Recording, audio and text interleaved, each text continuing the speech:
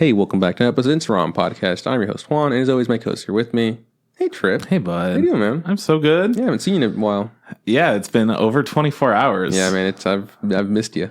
It's a rough period of time to go through without each other. Yeah, this week we're talking about Crunchyroll Expo. Crunchyroll Expo. We went there. It's in San Jose, and it's pretty fun. We have some really positive stuff to say about Crunchyroll Expo. And a lot of not so positive stuff. Not really, just some criticism. Oh, yeah. Well, I mean, everything could be critiqued, right? Yeah, everything can be better. Ooh, first off, just like us, we could be better.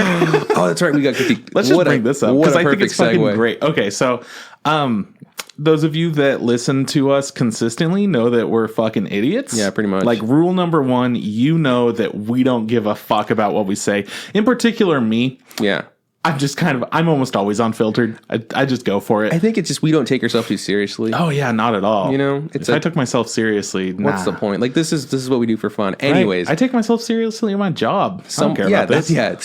Someone commented. What was it on? Was it on YouTube or? It was on Podbean. Podbean. So someone commented, where we post our episodes. Someone commented on Podbean and they were like, and they wrote like, you two guys are idiots. I'm unsubscribing. Yeah. I was like, oh, and you let me know this. Like you texted me and I was like. And it was on our Non-Non-Buri episode, which was 2 weeks ago. Yeah. And it was funny because I had a lot of things going on when you told me about this. Like, we'd literally just left your place. And I had to go pick up the dog. I had to go see my parents. I had to go do the fantasy football draft. And I read that and I go, I don't care. Not today. I'll think about this tomorrow. I didn't care about it. I just thought it was funny. And then today I was thinking about it. And I was like, man, that's really interesting. Usually when people, when they say, hey, you guys suck. Or when they give a critique, and it's usually because... We said we didn't like something. Like I say, hey, I don't like the show, and they go, you're stupid. And I was like, well, that's just my opinion, right? And you're allowed to like whatever you want. Mm-hmm. But from what I remember, we were pretty positive about Non-Non-Buri. Yeah, we were. So it's completely just based on our character, which is fine. Which is fine. This is who we are. You don't have to like anyone. I was thinking, I was like maybe the most recent episode they listened to was the Cannon Busters because we didn't give it the best review. No. And so maybe they really loved the show and maybe they accidentally commented on the wrong episode. I was like, maybe that could be it, I just think it was somebody on the internet. At this point in my life, I've been on the internet for a majority of it, and people out there are volatile and hateful and just hate on anything they can. So I don't take it personally when people say shit about me. But for this one, I'm like, you know what, man? I'm glad you're gone. Don't waste your time with something you don't like. So if you're not having a good time, why are you investing more time into it? That's kind of the point of our show, I think, a little bit, is that we'll talk about a podcast and hopefully you enjoy that we're talking about shit. Or we'll talk about an anime on the podcast. And if you enjoy us talking about it, then you'll know, okay, this might not be for me. Like, whatever. You save time from watching a show that you don't enjoy. Yeah. Whatever. It's good that he's aware that of what he likes, and he doesn't like us. Yeah, so I commented back. Yeah, which is great. I just said hey man, we totally know that we're idiots, but I'm glad that you. Jesus, what are you doing over there? Off my phone. Okay. I'm glad that you realize that we're idiots and that you know what you don't like or something like that. Go enjoy stuff, man. For sure. People are so negative. Just go and enjoy things. If you don't enjoy something that we're doing for a particular reason, if it bothers you, you enjoy the rest of what you're listening to. Yeah, let us know. Yeah, let us know. I mean, I'm into feedback. Yeah, if we're saying a specific word you don't agree with, if we keep saying succulent, or the gamer word, which we don't say very often. Calm down. Let us know. We never say the gamer word, which is super funny though because we've had worse comments. Kyle got called the gamer word, right? And so it's so in hindsight, we're idiots, but at least we're not the gamer word like Kyle. Yeah, exactly. So what I take from it is that's cool, man. If you don't like what we do, no worries. We don't take this too seriously. This is just for fun. And when it stops being fun, we'll stop doing it. That's just kind of always been our mentality. So I mean, if it's fun for us, hopefully it's fun for you guys, and if it's fun for you guys, it gives us more incentive to keep doing it because I want everyone to enjoy what they do all the time. And if I could be a part of that, dope. Cool. If I'm better not involved with your life, cool. And if you don't agree, fucking unsubscribe right now. I want you guys all to... Oh, shit, we lost all of them. We lost all our followers. Yeah, that's fine. All 10 of them. I'm cool with it. It's fine. It's cool. Anyways, so whoever that guy was, peace out. Have a good time. Yeah, man. No hard feelings. fuck you. We don't care. I just always get a kick out of people interacting with other people that way. You know what's funny? I've never been like that. Like there's times where people like post up like a video, or like it's like of shitty skits, or like, you know, they're them doing some sort of art or something, and like me, like I'll physically be looking at it and I'll be like, wow, that's bad, or like this is really corny, or I'll think all of it, but I don't ever put it out there because I go, what's the point? What's the point of putting all that negative stuff out there? Like you might bum somebody out. Like keep working on it. Like whatever. You don't have to tell them like, hey, it's shitty. Everyone's there. Whatever. There's some like super shitty like I feel like they used to be like Vine comedians, and now they're like Facebook or Instagram, whatever. like they have Facebook actors, whatever stuff. Yeah, and they do stuff like that. I've never there's like a couple of them that like I kind of enjoy, but for the most part, I don't really enjoy any of them. And whenever I see them, I used to get kind of mad, and then I just realized what a waste of time. Yeah, why am I getting mad over this? And then I just shit? go, cool. I just skip by it. And like if people like, you know, like the whole like Logan Paul fucking those guys, I was like yeah, those guys are kind of douches, but if people like them, do whatever the fuck they want. I don't give a fuck. I'm not gonna comment and be like, you guys are shit, I'm unsubscribing, because that, you know, they're just like, it's free real estate in your head. Like, why are you thinking about them? So have a good time, enjoy your shit. We're gonna keep being idiots till the day we fucking die. Yeah, you know, that's what we are the trash shores of anime. That's what we do. Yeah, totally. So aside from that comment, not a whole lot's gone on since we've been apart. Yeah, I've been fucking front loading anime into my mouth. Just a ton of Carole on Tuesday. We're gonna review that next week. Yeah, so if you guys want to see it before we talk about it, Carole on Tuesday is what we're going to be reviewing in a week from today. Yeah. Other than that, I'm playing a shitload of Astral Chain with Kyle today. We also got caught up in anime and stuff. Astral Chain is essentially anime, so I'm considering that, you know, part of this whole anime binging thing. Yeah, man, it's a lot of fun. I've been seeing different people talking about it online, about like kind of what there is in the game, what you should do one way or another, because it is a Japanese RPG game. So there are a lot of things that kind of matter in different ways. Like, for example, pick up every piece of trash on the ground, because you can throw it away and get police officer points. That's pretty funny. It's great, man. I've heard that Japan's like a really clean place, like the streets. Oh yeah. You know, because they go like, there's no trash bins on the street, so you have to hold on to your garbage. Yeah, people walk around with like bags and stuff. What a funny little like thing to add. So cool. Yeah, I really like that. It just kind of puts out some more positivity there. Just like, man, you're a police officer. You're doing, even though you're fighting big old demon type things, you're also cleaning the streets. Like literally cleaning the streets. You got to find some cats. Your dad used to find some stray cats and take them back to like a secret apartment that he had just for cats. Oh, the cat apartment. Nice. Yeah. So you're continuing on that tradition and taking cats and feeding them and whatnot. And the whole deal with that is cats are more likely to carry like this weird space infection thing. I'm calling it this because essentially it's another realm. So, you know, space demons. Yeah. It's like other realms. So anyways, they have some like kind of infection that they're more likely to carry than humans, and then they could spread it to humans easily. So not many humans want to be around stray cats. So instead of like euthanizing them, he's just like, it's not their fault. Yeah, exactly. Put them in an apartment. Yeah. So you're doing the same thing, which just it's, you know, it's a bunch of weird shit like that. But then the rest of it's like just anime as fuck. You're like, all right, which character is going to die here? You came in for a character death almost type thing that was just like very unnecessary. A character, sacrificing themselves for another, because it's a fucking anime and they just do that shit. And we already had that happen earlier when your dad went ahead and was just like, no, like go without me. It's like, oh shit, okay, see you, Dad. A bunch of really cool things. It's so much fun, and people online are essentially saying it's harder to play 2-player because it gives you a 2-player co-op option. And at first, Kyle and I were like, yeah, I mean, it seems a lot harder. And then we realized that we got to the certain point in the game where you're able to start doing co-op, and we were just doing it before we were supposed to be able to. And I'm like, wow, okay. So then we switched that over, and we were like, I mean, this is actually a lot easier than what we were doing, but it's not too hard. And we found out the reason that it's the most difficult is because they don't really tell you the co-op controls when they're telling you how to do each attack and stuff. Like, figure it out. Yeah, essentially they're like, go ahead and like press that and that in order to do this attack. And then we're sitting there and I'm like, all right, which one of those buttons do you think I have to press, and which one do you have to press? It's very different. Like there's no color coordination. It's just like All right, let's guess. Here we go. Pretty much. Because with the Switch controllers, you have arrow buttons, and then you have the A, B, X, Y, right? So when you switch over to like co-op, you can only play using one of the half controllers, like one of the Wiimote things or whatever. What are they called? Switch Joy-Cons. Joy-Cons, thank you.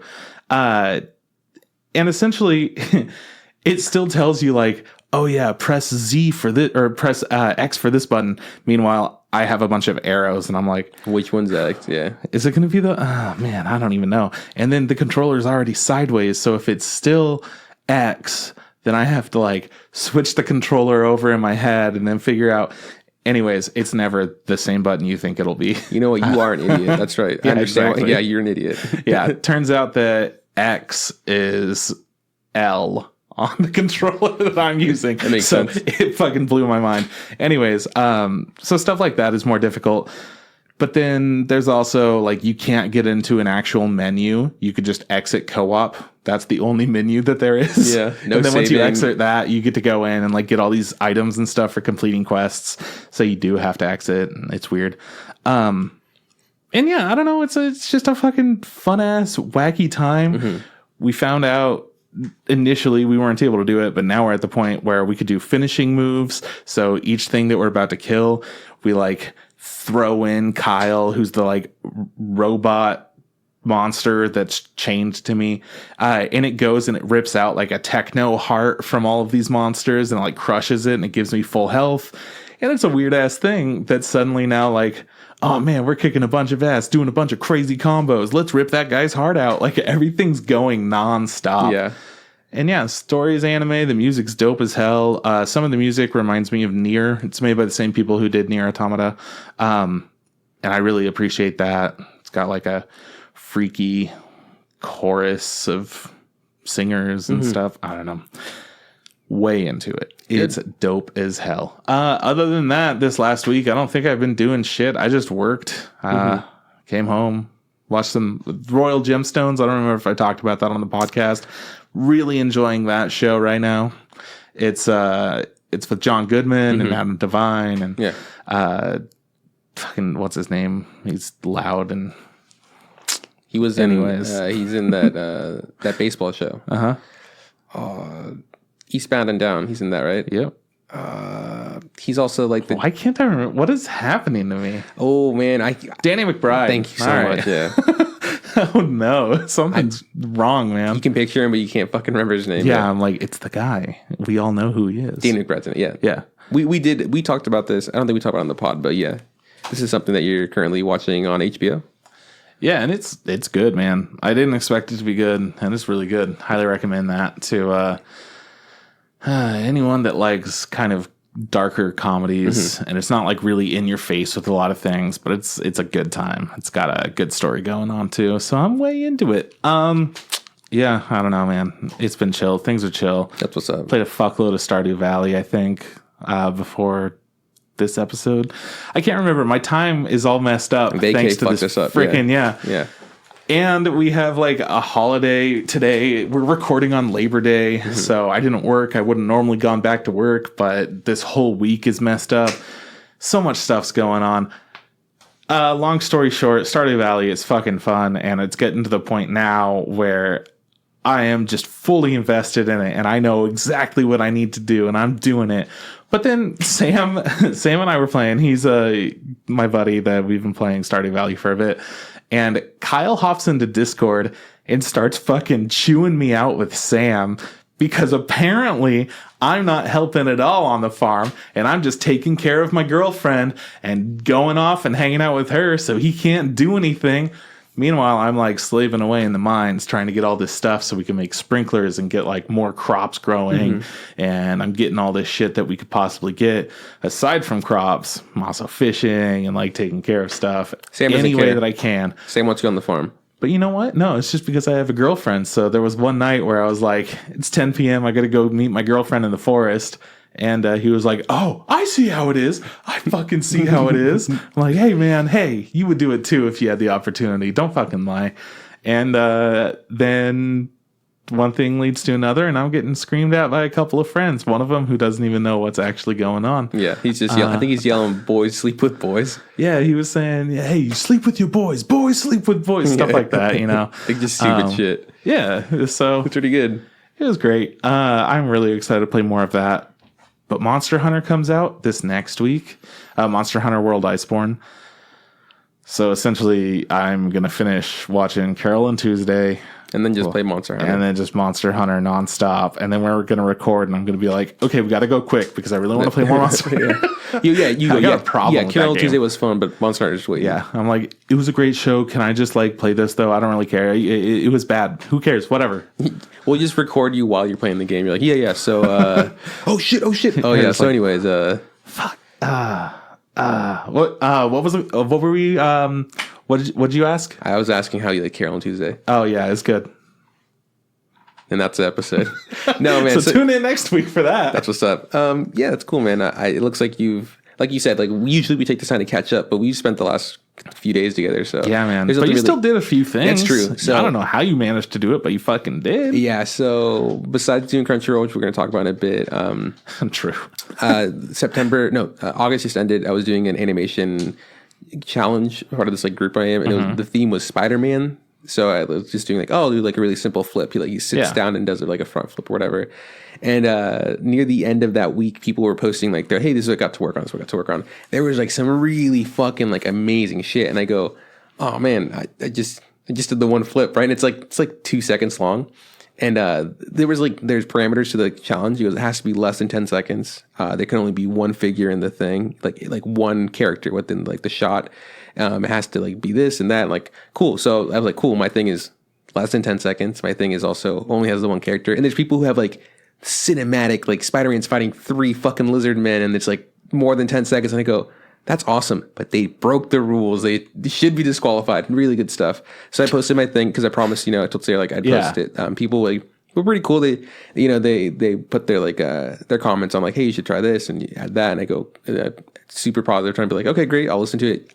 Everything they said, I was like, I don't know if I do that because I was doing this for like this other reason. But thank you for like, I didn't reply that. I was like, thanks. Yeah. But I was like, I'll take that. People liked it. It was good. It's one of those things where it's like creative freedom or whatever. Some people are just like, it would have been better if you did this, and you're like, from an artistic standpoint, like I chose to do it this way, but like it would be better polished this way or whatever. Well, one guy said like that's the style. One guy said like, hey, when you do a front flip, people usually tuck their arms in like and grab their legs or whatever to spin faster. And I'm like, that is true, very true. It's like, but this is Spider-Man. I don't think he really needs the momentum to spin like this. Also, like I was using a reference where the guy, it was like a very casual like parkour kind of thing, and like he didn't tuck in his legs. That's why it looked so interesting. That's why I decided to do it, and I was like, but he doesn't need to know that. I don't need to fucking bog him down with that. It's no big deal.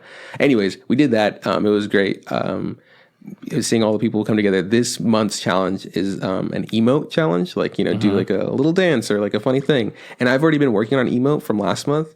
And it's really fucking hard. I was like, cool, just do this stupid little dance. And I was like, God, dances are fucking tough. And it's only a month. And this flip thing took me like 3 weeks. I was like, well, shit, I better fucking start grinding on this emo or start a new one and make it like easier, like try to bring the scale down. So I'm working on that. Does it make you respect Chica in a whole new way? That animation's super. I've never, that's the Love is War, whatever, right? Yeah. Yeah, I've never not respected that. That's the dopest but like in a new way. It's like, so fucking hard. Oh man, like, cause you knew like, oh man, they must have spent so much time on it. And now that you're doing it yourself, you're like, fuck, and it's like one of the harder things to do. And it was hand drawn. I was like, oh, so that's one of the best bits ever. So the rules for this one, by the way, if you guys want to participate, it's one figure. It has to be less than 10 seconds. The person can't move, so it has to stay in place, right? Like he can't like move, like, because emotes are something you hit like, and your character will just do the animation, right? So you have to do it in place. So if any people break those rules, I'm fucking calling them out. I'm like, hey man, you know the rules. No, I'm not going to do that. I don't give a fuck.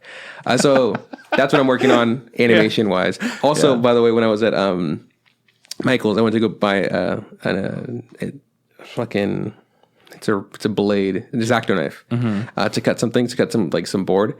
when I was in line, just mind my own business, like this lady was like in front of me, an older lady, like looked at my shirt, and then she like looked at me, and I smiled, and then she looked back at me, like back at my shirt and the back at me, and she goes, "Are you really a Chico State alumni?" I go, "Yeah." Like why would I wear this shirt if I wasn't? You know? And she goes, "Are you one of those persons that like, you know, got your degree and now isn't using your degree?" I go, "Kinda, yeah, because I mean, I don't have a job, but I'm working on it." And I was like, and then the line was really long, by the way, at Michael's. So she started like interrogating me, and halfway through, I was like, "Why the fuck am I answering her? Like, why?" Like, she wanted to know about my entire life, and she's like, "So, do you have a job?" And I go, "No." I was like, I'm kind of like a stay-at-home dad. I said like in quotations, and she goes, "You know, my wife works, and I just work on my demo reel, and I do other stuff, but you know, I take care of the, you know, of the dog or whatever." I said dog. I don't think she heard it. And she goes, "Oh, cool. How old's your daughter?" I think she said, and I was like, "Well, she's like a dog, and she's like 8 months." And she goes, "Oh, it's a dog." I was like, and I go, "Yeah, it's a dog. I take care of a dog." And she goes, anyways, it was a really weird thing. Yeah, I don't know. But I was like, why are you concerned about other people's lives, lady? Well, oh yeah, and I was like, you know, but I didn't want to be rude. I was just like, maybe this is the most like human interaction she gets, like bugging someone at a line. And then so she started talking about animation and stuff, and I guess she's some sort of art teacher at the local community college. And then she's like, "Well, you know, you keep up the good work, or keep trying. You know, remember it's important to like meet people and stuff and network." And she said something about, he's like, "I have a few friends that work at Lucas Films." I was like, "Cool."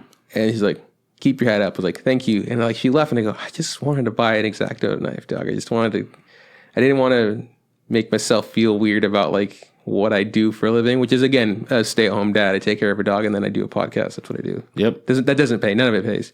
Anyways, that was fun. That was a good treat. But what I did yesterday, which is way more fun, I got home from fucking San Jose, which is awesome. We had a good time at Crunchyroll for the most part. Yeah, it was great.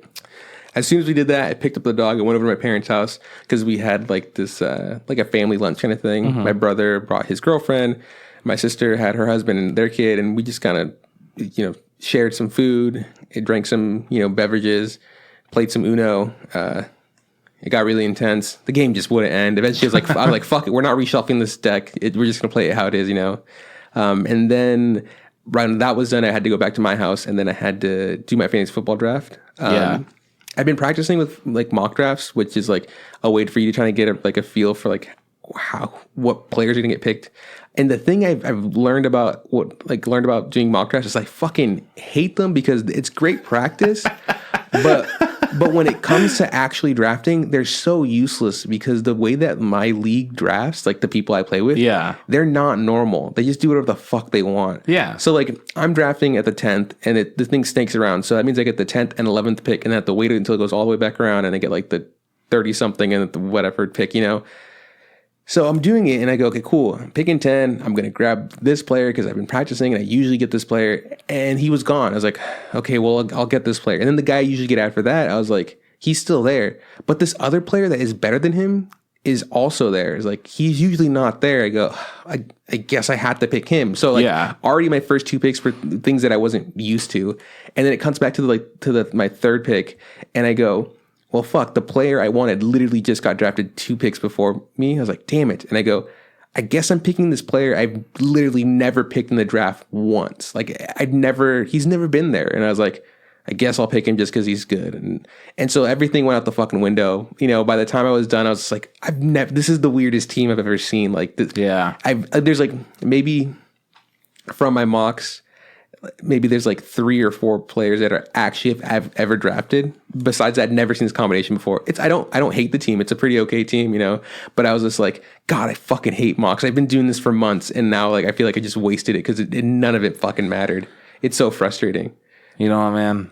But it could have helped, so it was worth it. It could have. I mean, it was worth it. It is fun, but I was just like, God. But every time I do, I go, wow, look at this team. You know, I was practicing getting that team, and then as soon as we started drafting, I go, yeah, it's not going to happen, man. This fucking league of mine does whatever the fuck they want, apparently. Yeah. I go, really? You're going to go, it's fine, I don't care. Just do the best you can. So we did that. And then I went to my friend Jero's radio show around midnight. He had a really long night because he was doing like an actual like DJ show at a bar that was around the corner. Mm-hmm. And so I spent like an hour with him at his radio show, and he was like beat. He'd been up all day. His voice was like shot, and he was just, I think he was a little tipsy, and we were just talking and stuff and catching up, and he's just like all over the place. And we go, all right, man, we should probably like stop the show and help him like break down his fucking DJ stuff, because he still hadn't finished breaking down the DJ stuff. He had literally ran over to do his show. Yeah. And so I was up pretty late. And I was like, but then I went home, I went to bed, and I woke up today with Labor Day, you know. I was like, I slept in. It felt great. It's crazy to me to think that I did all those things just yesterday, though. Pretty wild. I was like, wow, I packed all the shit in. Yeah. I didn't think I'd fucking manage to do it. I was like, I fucking did. I nailed it. Fucking did Easy, it. boy. Easy. And now I have to take it easy for the rest of the week. Yeah, man. Yeah. You got Carole Tuesday to watch, though, so... Should be nice, yeah. Don't relax too much, you know? For sure. What do you want to talk about anime that you've been watching, or what? Yeah. What you got? All right, cool. So, Copcraft, fucking terrible animation. The story's going nowhere right now. It's like they wrapped up their first story arc and they're keeping with it. They essentially were just like, yeah, we don't really know what to do, so let's just make like the elf princess chick turn into a cat, and then she swaps minds with her cat, right? Mm-hmm. So Freaky Fridays with her cat like rips off her clothes and is running around naked and stuff. I'm like, thanks, anime, for making this really weird. And then, of course, our main character isn't like, this is fucking weird. I could clearly tell that this cat's screaming at me and acting different than normal. And also, my partner in crime is also just fucking naked and screaming like a cat. Something's up. And so he's just like, all right, bye. He just fucking leaves, right? So the whole episode is about her being a cat, not being able to do shit about it. What happened was she was shot with a crossbow that had magic stuff, and it was part of a case that was going on, and they had all the evidence at their place. And then because that happened, it was her and her cat that were in a little tussle, and the cat wanted to play with the crossbow, and anyways, shot her. From what I remember of Copcraft, doesn't the cop have a cat, but like he's allergic to it or some shit like that? Or is that a completely different show? That's the one. Okay, cool. Yeah. So you're still watching this though? Like you don't want to just like drop it? I'm more so watching it for Kyle. Okay, Kyle enjoys it. Yeah, and I'm like, whatever, I don't hate it. It's just one of those shows that I could kind of scroll through my phone while it's on or whatever, or eat food and not care if I miss anything. Nice. Yeah, anyways, then the next episode comes around and half of it is we're resolving that cat swap issue, and then the other half is, I don't really know, man. There's like some new stuff that might be going on, and there's like a pool party that they go to, and then there's a politician who was mayor of Seattle twice, and I think he's running for governor or for president or something. Mm-hmm. Anyways, he gets assassinated, so now they're trying to figure that out. But he was assassinated by somebody from this other world, and there was a cop that was walking by them and said something about her being like a dirty alien, and then they got into a little fight. Like the chick's just like, whatever, I'm used to it. But then her partner is finally standing up for her and being like, what the fuck did you just say about her under your breath there?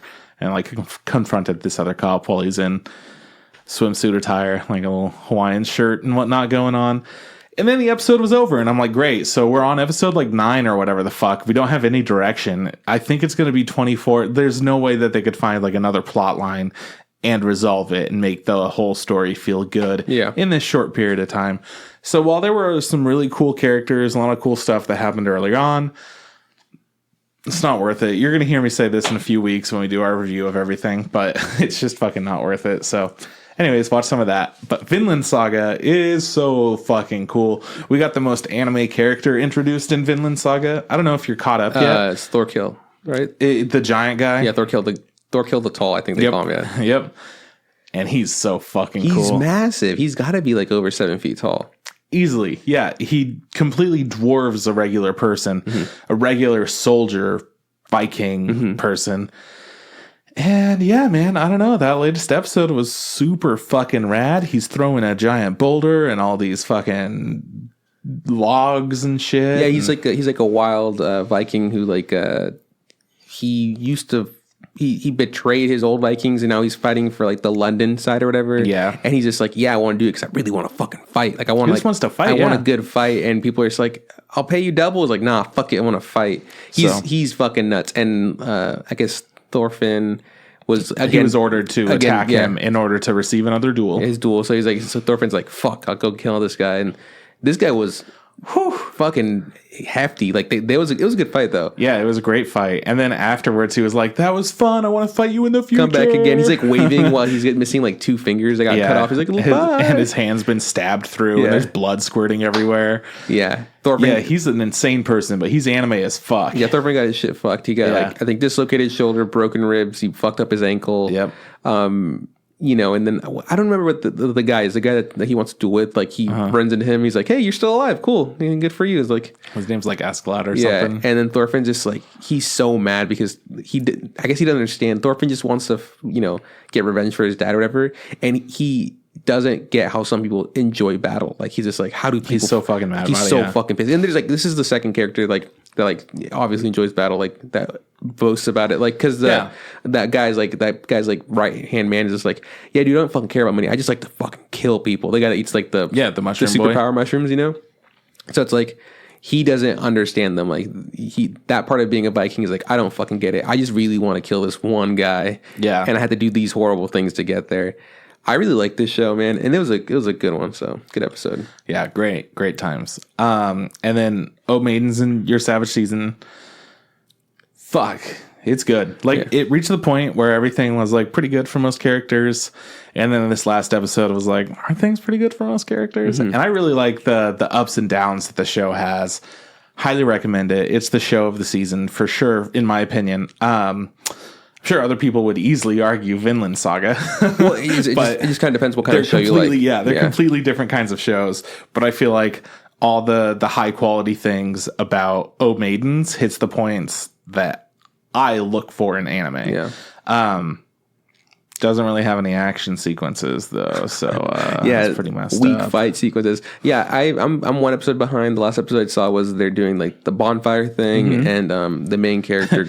The whole fucking story gets thrown out the window that they worked so hard on too. Oh, that was so good. Yeah. Oh man. I think the highlights of that episode for me personally were the girl who's a lesbian finally calls like fucking.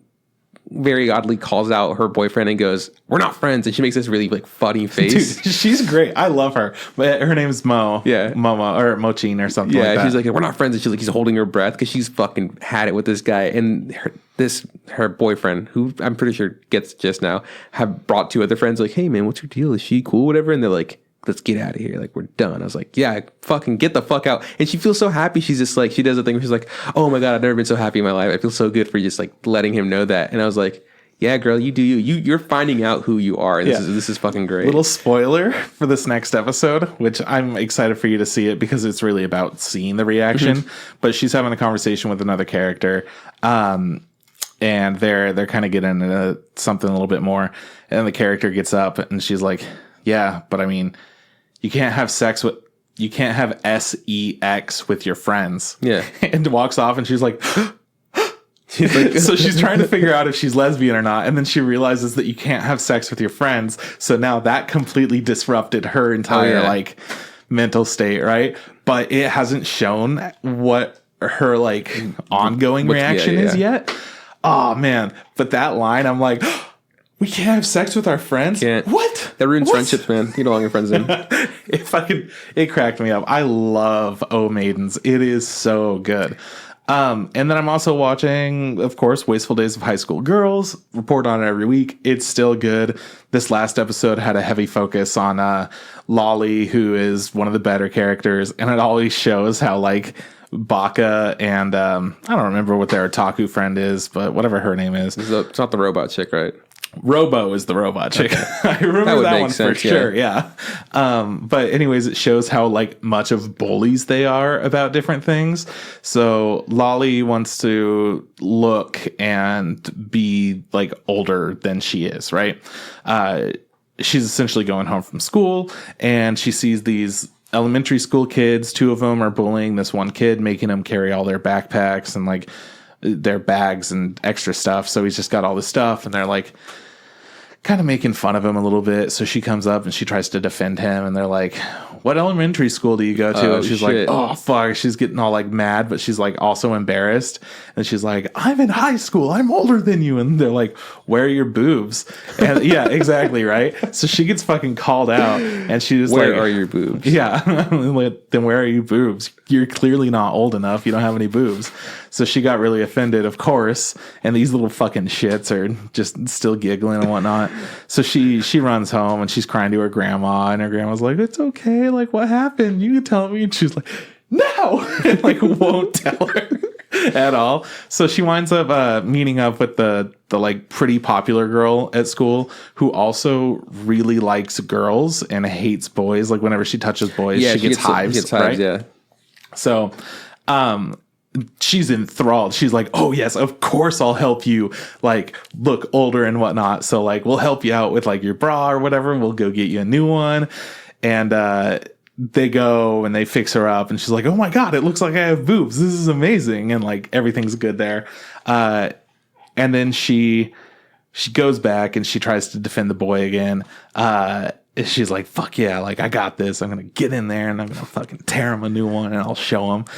And then she's like, hey, fucking knock that shit off. And they're like, yeah, we're sorry. And then the other one's like, I think she has like a weapon or something in her shirt because she was trying to wear a strapless bra and it sagged down. So it was like around her stomach and it made her stomach look weird and like lumpy, right? Just the whole thing. So she goes home. She shaves her eyebrows because she wants them to like be formed better and she wants to practice her makeup stuff. She really fucks up. So then like the main character, like Baka and the other girl or whatever, are in the back trying really hard not to laugh at her. They're like, she looks so fucking stupid. And then they're about to let her have it. And the popular chick comes up and she's like, hey, don't you fucking do that. That's not okay. You can't make fun of her. She's trying really hard. Like, don't fucking make fun of her. And then they're like, all right, we won't. But like, she looks, I mean, you know, you're trying not to laugh too. And she's like, so what? I know it looks really funny. Fuck you guys. Don't be mean. And then you're just like, yeah, these characters are getting called out for being bullies finally. Mm-hmm. Like they're getting fucking pushed off to the side because they're shit people. And I love that it's all the other characters like, yeah, I fucking hate that group of people. It's so funny to me. Man, where your boobs is like so good. That's still getting yeah. That's such a good line. And it goes on and they like do their whole makeup thing. She like gets her eyebrows fixed and then they learn how to dress. They bring in I don't remember if it's been confirmed that she's lesbian or not, but like the sporty chick with the headphones or whatever. So she is also learning about fashion and they're doing a whole thing. And it's just a fun little time with the three of them learning about fashion for a bit. And then Lolly cuts her hair and tries to give herself bangs, but makes them like really shit. Nice. So then, of course, the other characters are like trying to make fun of her again. And she gets stopped by they get stopped by the popular chick again. Popular chick goes up and like tries to say like, oh man, it's okay. Like we'll fix your hair, but winds up laughing at her too because it's just that bad. Yeah. The whole episode was just a really just good time because I love that character. Lolly's fucking amazing. She's so angry and passionate about things, but also really insecure. And I appreciate the way that they show her character. Episode was a fun ass time. Love it. 10 out of 10. Good. Yeah. That's my anime for this week so far. See, for me, I think I'm one episode behind on fucking Dr. Stone. Okay. It's still fine. It's fine. It's okay. I'm trying to make myself watch Fire Force, not because I'm like dreading it, but I'm just like, I should probably make the time to just check this out. Yeah. And I haven't. Because I mean, you like Soul Eater. I do, yeah. So pretty much everyone says like, hey, if you like Soul Eater, this is probably going to be your thing. And yeah, too. I really did like Soul Eater. I like Soul Eater so much that I ended up watching Soul Eater not, and I was like, this is not like Soul Eater at all. But then you enjoyed it. I didn't finish it though. Oh. I was like, I can't because it was more. You just wanted Soul Eater. I just wanted more Soul Eater. I was like, okay, but it wasn't. But it wasn't. It was not. It was not. It was not. It was not. What else? Okay, so. I haven't watched any more of the Guitar Gay Boys just because I've been busy. Given is fine, but you know, I get it. That's a good back burner one. Yeah, and then there's like important anime. I'm caught up with I think what's it called? Is it wrong to pick up girls in a dungeon? Yeah. I don't know if we talked about this, but like Danmachi. Yeah. If you ever don't want to say Is it wrong to try to pick up girls in a dungeon? It's called Danmachi. Danmachi. The most recent arc is like the sexy priestess or the sexy goddess wants him, and like he got ambushed in like a dungeon. Yeah, and they're like gonna capture him, and they're gonna do sex stuff to him. What's he gonna do? I know. Yeah, all these girls want him. Yeah, it's the worst thing in the world. We also find out that the girl that they're supposed to be saving, like this fox-eared chick or whatever. She's supposedly not a part of this familia, like the group, like she isn't registered. And this group has had histories of like they'll have people who are like a part of the group, but they're not like saying how strong they really are. Like you have to register and be like, yeah, I'm a level 2, but really they're like a level 3 or 4. They don't, so they're lying about it. But there's it's never been proven. So there's also rumors that they also have people like on their team that like is way powerful, but they just decide not to like register them. And she's one of them. I think what she does is she like buffs people. Like she has this like really powerful like spell magic that just fucking makes people super strong. That should be interesting to see what happens. I'm sure Belle's gonna come out fine. Like he's the main character. Yeah. Whatever. Vinland Saga we just talked about. I'm really liking it. You know, do more of that. It's a great time. I watched more of the World's Strongest, from Common to World's Strongest, some shit like that. The fucking edgelord McGee with the guns. He in the intro he has a like metal arm, eye patch, white hair, and like guns and like a big old trench coat. So far he has acquired. He's missing his arm. He has white hair. He now has a like hole where his eye was, so he lost his eye. Yeah. So it was like, oh, we're super close. We've almost completed like all the pieces. Yeah. I think they got to like a really low level in the dungeon, and they fought this like 7-headed dragon or whatever, and he got fucked up. And then for a second, I just love how old mythology and whatnot has essentially turned into, you're fighting like the big scariest kinds of things.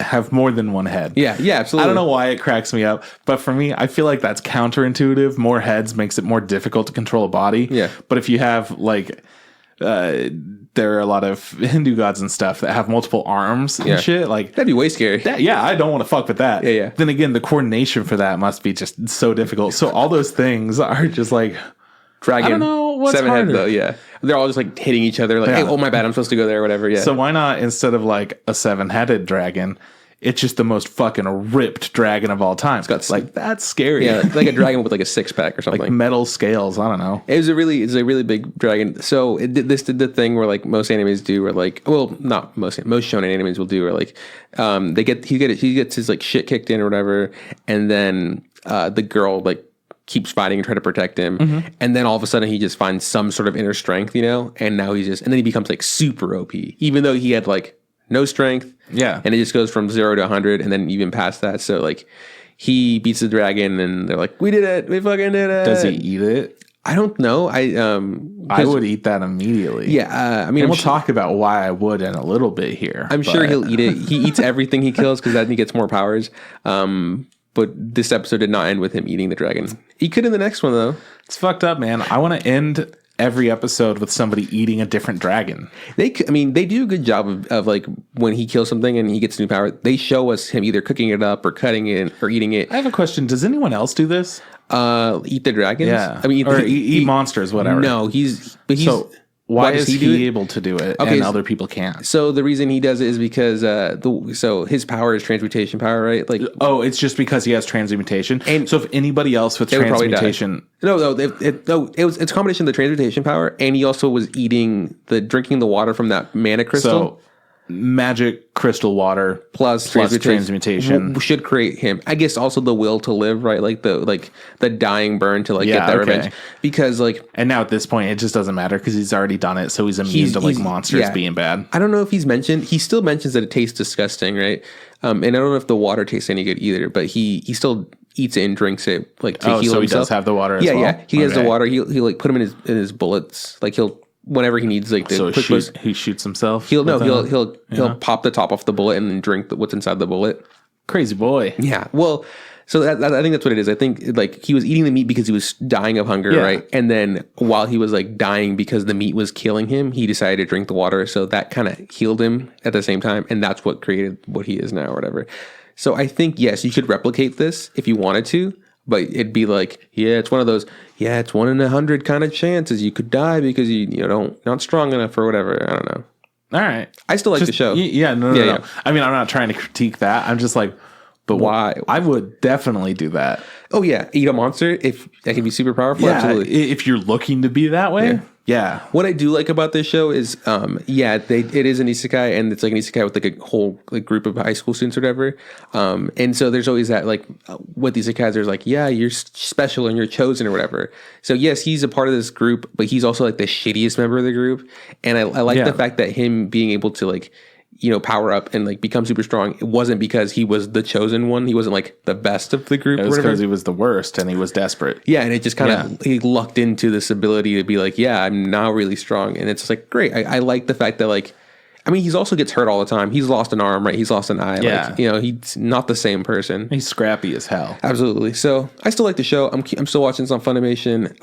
And then for O Maidens, like I said, the one my favorite moment of that last episode was the last episode I saw was the glasses girl confesses her love to like her boyfriend. Like she like stomps super hard on his shadow, and it's like super aggressive. He's like, listen here, you shithead. Like, I fucking like you, and I don't want people to know that because I thought they think it's because of sex, but it's not because of sex. She has a big old speech. Yeah, I just have a huge crush on you, and I love you or whatever. And then he's like, yeah, I'm so happy. I was like, this is a good show. This is a great show. I love the show. Also, she kind of like talks down to everyone around her. So she's even talking down like in the episode before it to her friends like, well, you would look at things differently if you had a boyfriend, kind of thing. This really brings her down to earth. Yeah. Yeah. But no, it doesn't really. Well, she's still doing that thing. Well, she meets, cause she's super shitty to like this, I don't know what you would call her, but she's this like blonde haired bimbo kind of thing. Yeah. Well, now they're friends or whatever. Yeah, they're friends now, but she was really mean to her in the past. And then, she's talking to her about like relationships and stuff because this girl has, experience or whatever in quotations. Yeah. And she introduced her to like,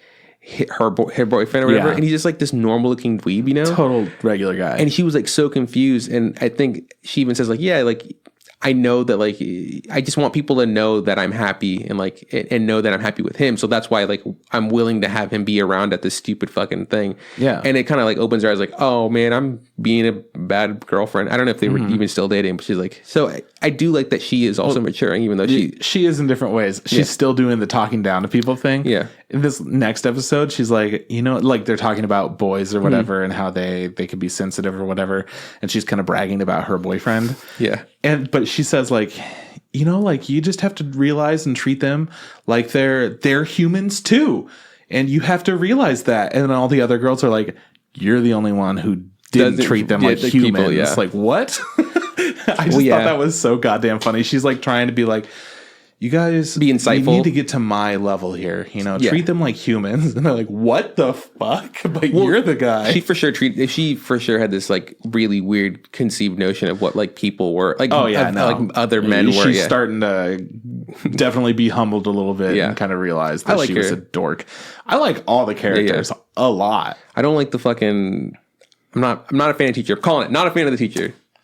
Out of here. He gets blackmailed hard next episode. I am excited for you to see it. It's on a cliffhanger though. We don't know exactly what happened, but it's getting to the more like, ooh. I don't know if this is okay kind of level. Are you calling it 12? I think this is a 12 episode kind of season. It is. Yeah. It's either a 12 or a 13. Man, it's a bummer. It's such a good show. No, it's fine. I want it to end and I want it to end well. So I really want it to end. And I don't know if it's going to end well for everyone. Good. I'm really worried about Blonde Girl. She has the most issues out of everyone. Oh, yeah. She's fucked in the head, man. Genuinely worried about her. All the others can figure out their issues and move forward, even if bad things happen.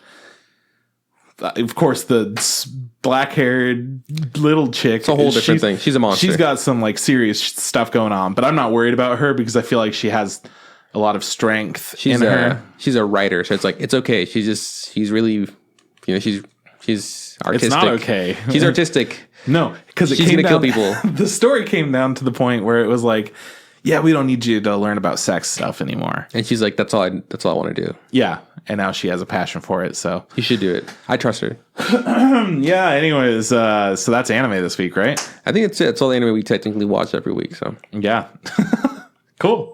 Well, hey, I'm going to get into the news. I only have a couple of things that are aside from Crunchyroll stuff. So first off, good news for me, good news for others, uneventful news for some people. Rising of the Shield Hero gets a second and third season. Nice. I saw that. It's good. I'm stoked for it. The biggest issue that people who have read the light novels have with this is, which I don't know why exactly, but the longer the story has gone on, the worse the light novels have been. So it might just be one of those shows that's like, yeah, the first season was pretty good. It just kind of pitters out. Yeah, it might be kind of an issue with that. So I'm really hoping that they decide to maybe make some changes, or maybe it was just not written well, but they can show it well or something like that. I don't know, but I'm hopeful. We'll see what happens. I guess my thought about this is like season 1 was 2 core shows, 24 episodes, right? Don't know if it's going to be 12 or 24 for these two yet. So I think like that's what I'm wondering. Like, I think more realistically they'd be like, cool, season 3 is 12, season 4 will be, season 2 will be 12, and season 3 will be 12. Like that sounds like a more doable kind of thing. Yeah. But like they could do 2 core for the other ones. I just don't see that being likely, especially if people say like the story gets weak. But it'd be cool to see some changes, especially because you and I don't actually know what the light novels are, so I wouldn't be upset as long as it's a good show. I don't fucking care. I'd keep watching this. It's great. Absolutely. And then people that are like, the light novels were different. If you didn't like the show, then you could go and read the light novels and get a totally new experience. So I don't know. It works both ways. This show really came around because for a bit, like I was really hyped about it, and then there's kind of like I felt a lull, but then by the end of the season, I was like, you know what, I'm all in. I like this show. It's a good show. Yeah, man. So it's good stuff. Other than that, not a whole lot more news. There's only one more thing, and then Crunchyroll, we have some news and whatnot. So UZUMAKI is getting its own anime adaptation. Those of you that don't know UZUMAKI, I don't know it either. The important thing is it's going to be directed by the same director that did Mushishi and Aku no Hana. His name is Hiroshi Nagahama.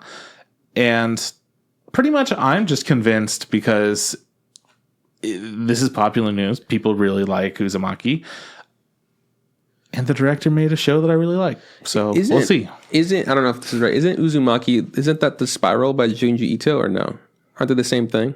Probably. I think that's what that is, because UZUMAKI means like spiral or swirl or whatever.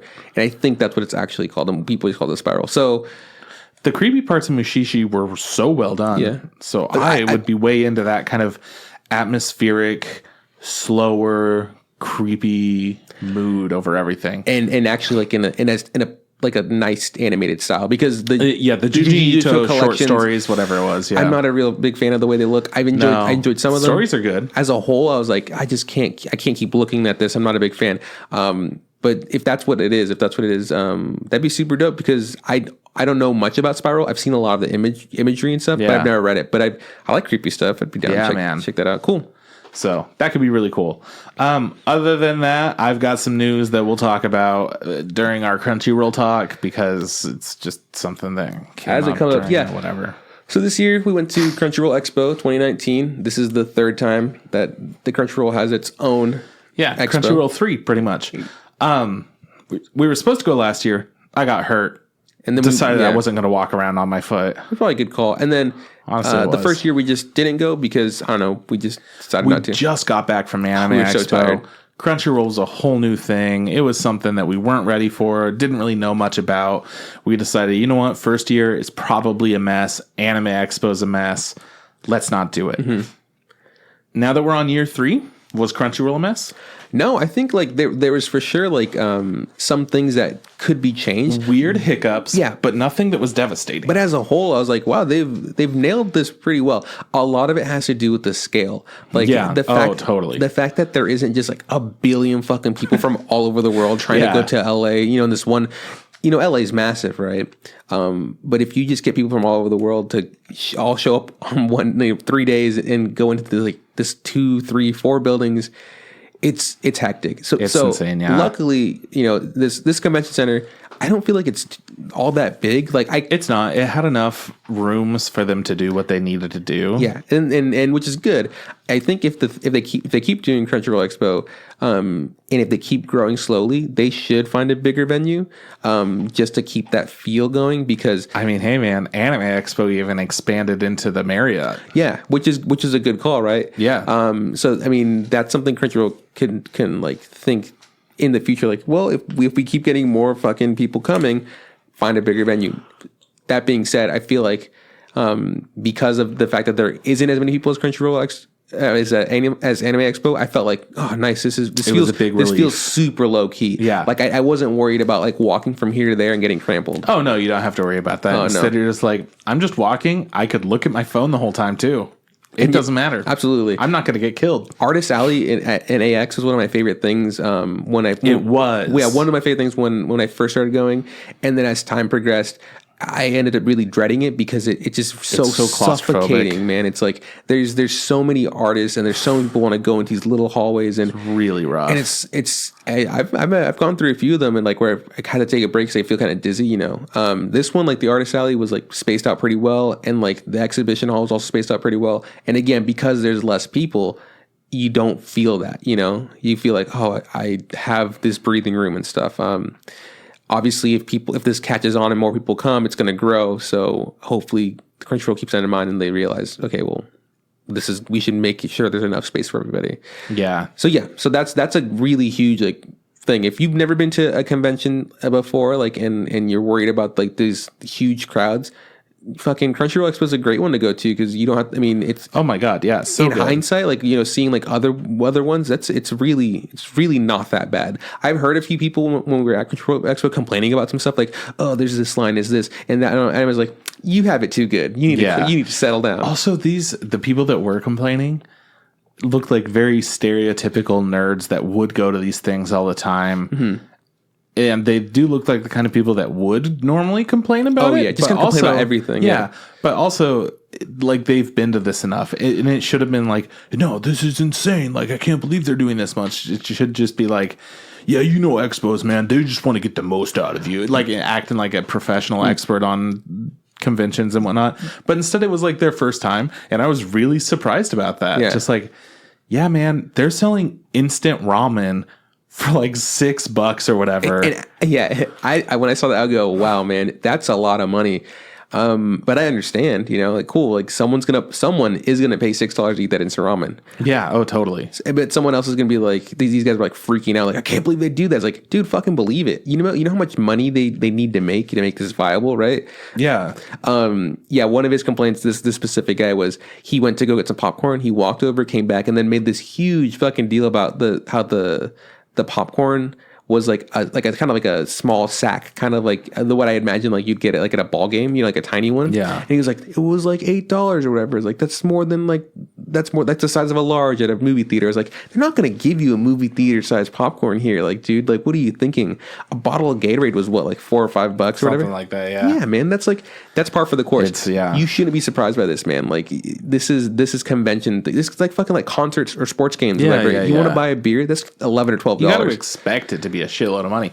If you're going to Disneyland, you're going to pay $8 for a turkey leg, and that's going to be the best deal you can get. Yeah, absolutely. No, so there was stuff like that where like people were complaining, and I'm like, you need to settle down. One guy, I saw him a couple, you know, because again, it's a small convention. I saw him both days we were there. The first day we went to go see this thing and they called it a classroom, and it felt like a room that like you would rent out at the convention center for have like a small meeting or something. Yeah. And they had like a projector, and it was on the ground, not on the ground. It was like on it was floor level. Like it wasn't like hung up on the ceiling. It wasn't in the back. So people it was like a tripod type absolutely thing, people could walk in front of the projector. Like that's how low it was. He walked in and he looked around and kind of scoffed at the size of the room. I'm like, yo, dude, like shut up, you know. And then he was trying to find a place to sit, and the people who were with were like, oh, let's sit over here in the back. And he goes, no, look how low the screen is. I can't read the words back there. I have to be at the front. I was like, the fucking go to the front. Like, don't make this a huge, like it's the end of the world thing. You're watching the premiere of this OVA about bugs. Settle down, dog. Yeah, man. So before getting into that, we also went to go get our press passes to start out. And there was nobody at the booth. Yeah, it took a bit to get there. Yeah. That being said, we also want to mention that the theme this year was like airplane and new city, and like a city kind of vibe, you know? Yeah, it was fun. So, I really liked it. Yeah, it was a nice, like a little detailed things. Like when we got there, it was like, hey, go get your boarding pass or whatever. And I was like, boarding pass? I was like, oh, I get it. We're at an airport. And so there was like business class, and then there was like, general check-in and stuff. Yeah. So it took us a bit for the guy to show up and like give us our passes. They were supposed to mail them to us. And then people probably don't care about this, but we're just reviewing the convention as a whole. So this is a thing. They were supposed to mail us our passes, and they never came. And so we got an email saying, just pick them up there. Something must have happened. I don't know what happened, but whatever, something got delayed or something came up. It's fine. But when we got there, and when the guy was like finally checking stuff out, it was simple as showing our ID, him scanning stuff in, and then giving us passes the same way that you get them at Anime Expo, where like they're doing the scan in and scan out technology. Yeah, which is a way for them to keep track of like foot traffic and how many people are in and out, and it's smart. It's like a great way to keep track of people. Maybe that was kind of a last minute decision for them to do. Yeah, maybe they were gonna just send out specific plastic passes, and then they realized that they could get a good deal on that tracking technology. Yeah, so they went for that or something. And then when we went to go enter, we noted like this is wow, they already fucked up. Way to go, Crunchyroll! Like there was an entrance, but it was also the exit, kind of thing. Yeah, it was a little bit of both, but it wasn't very clear which was which. Yeah, and the guy that was like tried to scan in through an exit, and the guy was like, no, this is the exit. And so we both looked at like, okay, so like where's the entrance? He goes, it's right over there, which is like 2 feet to the left. And I'm like, I go, oh, they should put a sign. Oh yeah, something should be here. Like this is dumb. Like, yeah, if we're within 6 feet of each other, and like the whole thing was probably 6 feet long, right? It was like 2 feet. They had two entrances 2 feet from where the exit was. Yeah. What are you going to do, man? What, like, it was so confusing. And I was just like, huh. I mean, it was a simple thing as us moving to the right and scanning in, but I was like, oh, way to go, Crunchyroll. Strike one.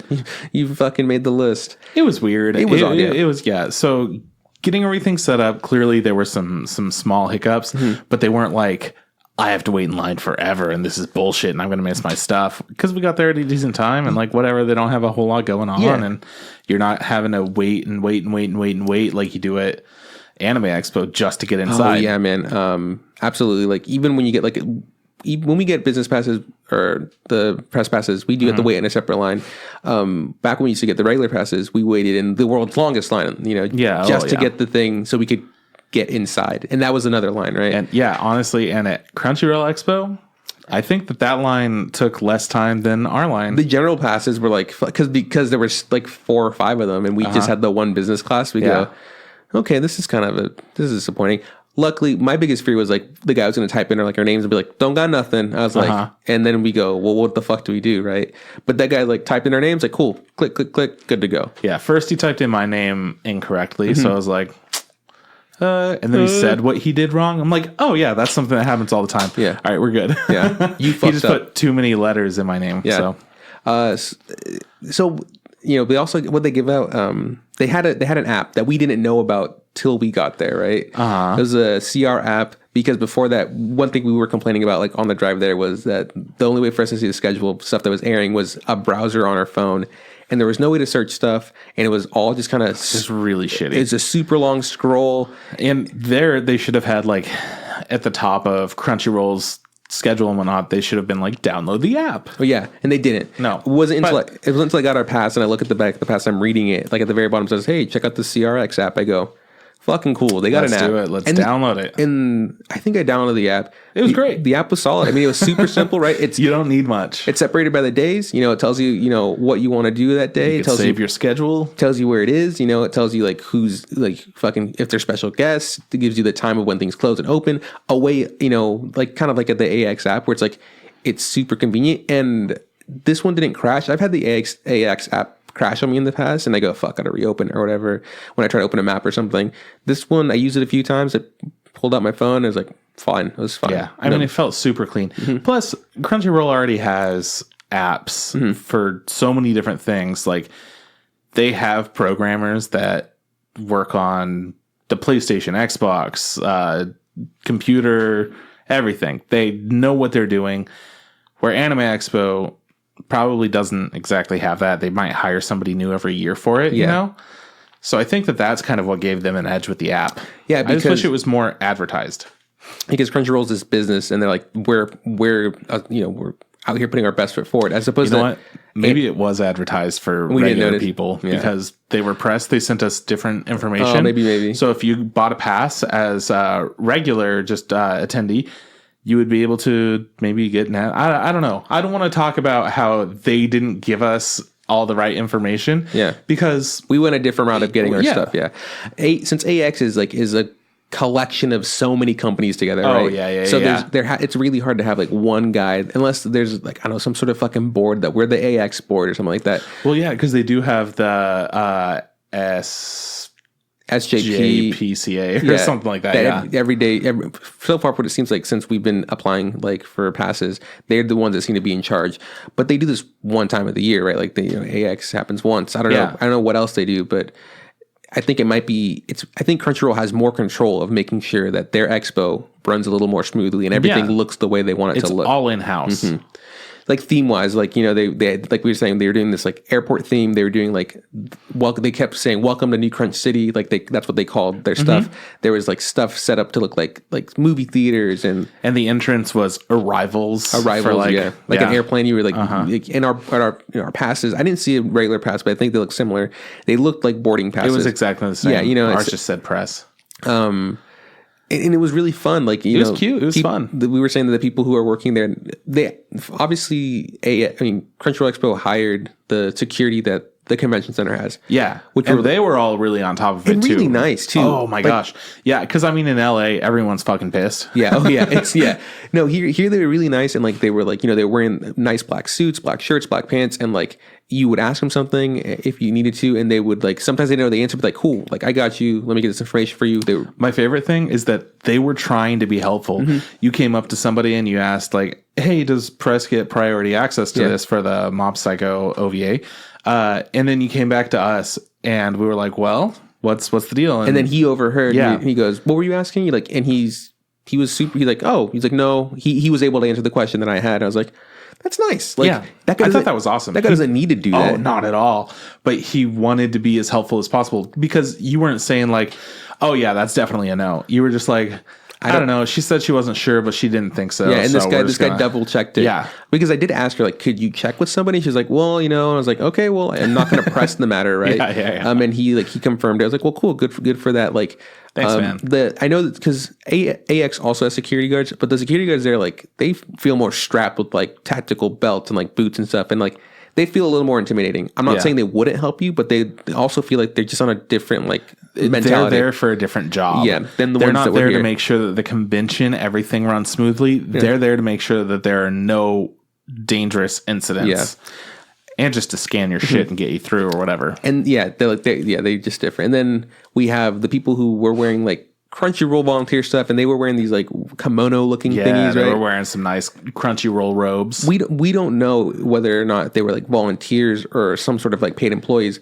If they were volunteers, they were the best fucking volunteers in the world. Oh, absolutely. Also, I'm sure that they would have been better because of the shit that they get for it or whatever. They probably got like, I'm just saying, if they were volunteers, they probably got like a free Crunchyroll swag. They also got to keep their kimono, probably some free subscriptions, stuff like that. They probably got a bunch of cool stuff to incentivize them to be extra good. They were really nice. Or they were Crunchyroll staff and they were fucking killing it, dude. Yeah. They were everyone was doing great. The staff is normally my biggest issue at Anime Expo because you have so many volunteers that don't know what the fuck is going on, which isn't their fault. Exactly, yeah. And it just turns into a whole fucking thing where like you ask somebody, she said, I don't know who said what, and then you kind of they look at each other's badges and they go, he has more numbers than I do, or his numbers are higher than mine, and they go, maybe he knows more. And it's just like this really, because there's so many of them. Yeah. How do you get them all on the same page? Here, because there's less of them, or like because the thing is smaller, they can all communicate. They can all talk. Obviously, I mean, I did see and they don't all have walkies and stuff. Yeah. I did see one girl who was like an older lady who was like walking with a clipboard. She wasn't dressed up like them, but I could tell she was like in charge of stuff. Like, anybody asked her something, she said it, and like that was a fucking law. And I was like, cool, like she's about her shit. She's making sure shit's just trying to move smooth as possible. Like there's a point where we're trying to get into like a thing later. We can talk about that in a bit, but the line was too big. It was gonna be capped. She starts walking and she says, "Hey guys, you gotta shit's packed, you're not getting in. Not, hey, you might get in. Hey, it's like, no, it is not going to happen. It's like, you should just go try something else. I'm sorry. That's great. And I was like, cool. At least I know that she's in charge and she's telling me, hey, it's not going to happen. It's just definitively like they closed, like we're closing the door. No one else is getting in. I was like, fucking awesome. Like now I'm not wasting my time being like, well, maybe I can like, try to get, no, none of that. I was like, sweet. That feels really good. It feels like the staff, whether they're volunteers or actual paid employees, knew what they were doing. And if they didn't know what they were doing, they fucking sure made me feel like they had a handle on whatever was going on. And that's, I think, the most important thing is making everyone feel like it's under control. But yeah, for Anime Expo, the staff's always an issue. Crunchyroll got a huge plus for me. That's what it comes down to. When it comes to like crowd control or whatever, they did things a little differently. It worked. Yeah, Anime Expo always does this thing where like they tape off lines and they make you snake around. They make you stand on the line. You hear that they yell it so much. Stand on the line. Keep stay on the line. They'll set up lines elsewhere. Like if you're going to like a thing upstairs or whatever, they cool. This line is outside to the left or the right, and you have to sit in this line. And I think that a large issue with all the volunteers there is that it's in the middle of summer. It's hot. Yeah. People have to stand outside for a while, and you have to make sure that like nobody's fucking with the way that things are supposed to be. On top of that, I'm pretty sure that whoever is supervising them, whoever's in charge of them, probably treats them like shit. It seems like they don't give a fuck, and they yell at you because they get yelled at, that kind of thing, right? It's like this chain. Crunchyroll, I didn't get any impression that anyone would yell at anyone. No, it felt, they were really friendly. So the way they handle things is lining people up in this stuff, whatever. The way Crunchyroll, because like obviously Crunchyroll goes to Anime Expo, they go there all the time. Oh yeah. The way they saw that situation is they taped off boxes on the ground and they go, cool, this thing starts in an hour and a half. This box is here for that thing. Sit in the box. The first time that we saw them, we're like, cool, makes sense. Then we got into boxes ourselves. Yeah. And then we just went forward and we're like, oh, okay, we just go in. Yeah. That's fine. You just kind of fill the box in, and then once the box full, they go, cool, hey guys, keep it moving. This box is full. Come back later when the thing. Yeah. But we were just released into our thing that we were going into. And then everyone walked as an entire box together forward. Then the next one we were in, somebody was like, hey, everyone, get in straight lines, snake back and forth. And we were like, which was hell no. Yeah. The thing was they were trying to let us in. I think there was maybe 15 minutes before the thing opened up, and they're like, the girl yelled like, line up and snake at the line. And like, I was like, that is not fucking happening, lady. There's no possible I was like looking around. I'm like, I know I'm capable of lining up in a single file. I just don't know. I know everybody else here isn't able to do it. And the snaky, I was like, that's just, if that's what you wanted, you should have done that in the fucking very beginning. Absolutely. So the box solution isn't the best solution. It is what they were doing.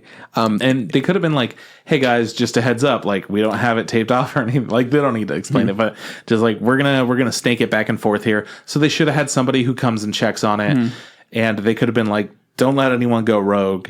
And then if somebody is going rogue, they come back, and they tell them what's going on. Whatever, I don't know. I think if they did want to do that, like if they wanted to have the boxes be more organized, they would need a couple more staff members. Exactly. Because I could see them. There wasn't all that many. I could probably count them all on my hands. And they would go, do something, come back to this. Yeah. They were busy. For Anime Expo, they just have one person that yells at you for a while. Somebody else comes over. They whisper some stuff to each other and talk and joke. And then they're like, anyways, you go and yell at them. And then the shift changes or whatever. Or they'll have someone like holding a sign that says this is the end of the line, right? So people don't have to ask. Which I think is convenient, right? Oh, for sure. So line situation, box situation, Crunchyroll, it's not perfect by any means. No. It is interesting. I do like it. What I didn't like was we waited in the box for a bit. Then, we stood up because I was tired of sitting down. And then some random guy just kind of squeezed their way into the box that we were sitting at. I was like, oh man, that's kind of shitty because I've been here for a hot minute, and you're just going to squeeze your way into the box. Good for you. Good on you. Totally rogue. But I feel like, damn, I feel kind of bad because other people are being told, hey, box is full. But if you can squeeze your shit in, no one's going to call you out because no one's that much of a garbage person. Oh, yeah. But I really enjoyed how everything was handled. Do you want to talk about the events and then talk about the different rooms and whatnot that we went to? For sure. So the first event was we got there and we got to see like Island of the Giant Bugs or whatever, right? Yeah, it's called The Island of Giant Insects. Yeah. So we didn't know much about this. No. We were just like, We're here. sounds cool. Let's do it. Survival anime. Let's go.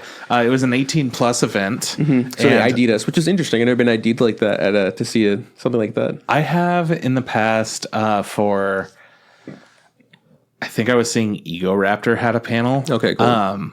Gonna say a lot of bad words. Yeah, pretty much. And then I was hanging out with my mom and my sister, and we were all trying to go into it, and we're like, should be fine. I mean, you're with us, so you should be able to go in. My sister was like 16 or something. And then once we get there, they're like, hey, you can't go in. You're not 18. And we're like, she's with us, and also she's like totally fine. Yeah, my mom's like, yeah, this is my daughter. Like, it's cool. They're like, we can't do it. Wow. I know. That's we're like, rough, what? yeah. But Emma was just over here and she like made some rape joke or something. Yeah. You know, it's like that level. but okay, that's fine. Yeah, so 18+ because it was violent and nudity. Yeah. So this was, again, we didn't know what this was. We sat down. They had someone come out and start like not questioning. Yeah, they had like a moderator come out. And he was interviewing, I think he's the producer of the thing, right? Yeah, he was interviewing the producer. And it was kind of an interesting thing because the producer hadn't worked on anything like this. He hadn't worked on anything ecchi or anything as like violent. So this was a totally new realm for him to deal with. And this is just an OVA, which they also want to make a movie. Yeah. So like it's an OVA about, these kids that end up somehow like crash landed on an island, and the island has these giant insects and they have to fight to survive, whatever. And that's kind of what it is, right? Yeah. And again, when I was sitting there, it wasn't very clear what it was because I was like, still confused. I'm like, is this a show? Is this a movie? What's going on? Yeah. And they were asking some questions about it, so we were getting to learn a little bit more. But while we still didn't know what it was going to be, all the questions from the moderator, I felt like were really good questions. Yeah. Like I think we started out with the trailer for it, and we're like, okay, like well, that gives us a little idea of what might be going on. And it definitely is a little bit ecchi there. Okay, we'll see. And then, we got questions about like, what's your experience with ABC? Like, do you like these things? And how did you decide to tackle these different tasks? And just asked a lot of really good, relevant questions and some things that regular people might not think to ask. They were all really good, but their translator, he wasn't fantastic. No, I don't know. He didn't do a good job of like, I feel like translating the question, and then like, because he would ask him something, and then the when he would reply a really weird answer. Yeah, like a question. So it started out. He asked about the animation of bugs and like how did they do that? Did they have to do research for it? Felt like that wasn't really answered very clearly. So it moved on to, does the staff like bugs or do people not like bugs? And it was just a pretty simple like, oh no, nobody likes them there. So like all of us are creeped out by them. And it was like, oh, that's fun. Cool. And then they were asked if the producer had any interest in military or like airsoft or paintball, those kinds of hobbies or whatever. And the answer we got was, he's never been in the military, and I guess he likes aircrafts. Yeah. And it was like, I was like, yeah, there's something got lost in translation here. And like our moderator is like waiting to be like, are you like, he's kind of looking at the translator like, do you know what you're doing? Like, what's going on here? Like, but he kept pushing. He's like, well, this is what I got, kept going. And it was kind of a bummer because like, I'm not stupid or whatever. Like I know that obviously like the Japanese producer answered what he was asked, right? So like he's not going to be like, oh hey man, do you like paintball and airsoft? And he goes, yeah, airplanes are great. Like he's obviously not senile, right? Yeah, it's just that the translator didn't hear clearly, and instead of being like, did you say aircraft? Or like airsoft, or like he didn't like clarify. He was just like, I'm doing my best, right? And then of course not wanting to bother the producer who came all this way like from Japan to go and promote this, and we got to see it for the first time before anyone else. That was the whole thing. So of course he's not like, I'm not going to be like, no, I meant this. Like, can you ask him that? He's not going to be like, hey, dummy. Yeah, they're not going to argue or like discuss that in front of the producer. He's not going to. It's totally acceptable for a translator to ask for clarification on something because they're thinking in two languages and something might get lost. But to like completely fucking miss the question Bummer. Yeah, I don't know, huge bummer. Anyway, so to talk quickly about the thing that we watched, it was really straightforward. Like, it was girls on an island, surviving these bug attacks, and the bugs. A couple of guys. Yeah, the bugs were CG. One of the girls was really into bugs, so she had like a lot of knowledge about them. I don't think, as a whole, like it was like had the best script writing. The characters sucked. Yeah, the dialogue wasn't that great. The animation was but it was etchy. We like there was like nipples we saw. There's like it was. I was like, oh, cool. I'm glad. I understand why I had to get my ID out, because it's for sure 18 plus. Yeah. So once it was all done, because it ends kind of like on a real cliffhanger, and I was like, I still don't know what this is, right? I don't know if this is a show. I'm interested to see if this would be airing on Crunchyroll as a show. And then they kind of talk about it some more, and they go like, yeah, it's an OVA for something that we're going to do, and they want to like promote. They want to make a movie out of it, right? Like with the beginning, because this is kind of like in the middle, like and then ending, And he goes, "We're trying to get Kickstarter funding for it, and like they were talking about all this stuff." And I was like, they showed a trailer that showed off a butterfly that we didn't see that apparently sucked a couple of people dry. Yeah. And I was like, okay, cool. Like, I have a better understanding of what this is. We got to see an OVA that will probably air on Crunchyroll eventually. Yeah, at some point. And if they can get enough funding, they will make this into a movie. I don't know There's if a Kickstarter. Yeah, I don't know if I'd watch this movie.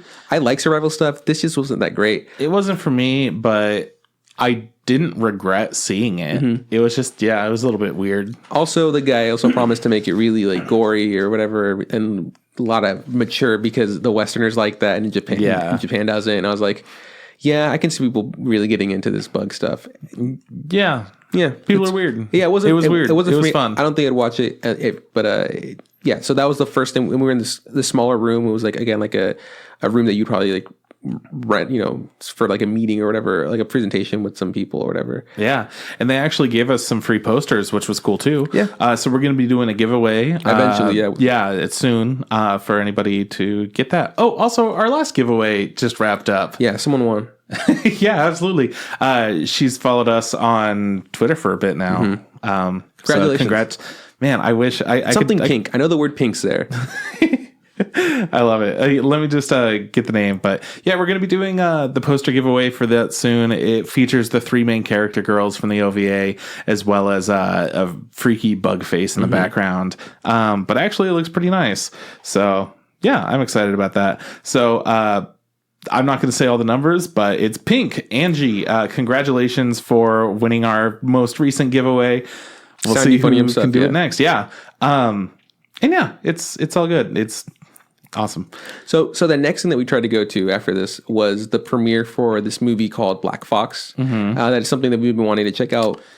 I don't know too much about it besides that I've seen the trailer for it, and I'm like, this looks pretty good. Yeah, man. I want to see some more of this. Honestly, not a lot to know other than it's directed by somebody who's done like Joker Game, who we really like, that director, as well as a bunch of other things that we looked up. Can't remember off the top of our head, but we like the director. And it's made by Studio 3 Hertz, who has some of the best action sequences. Right.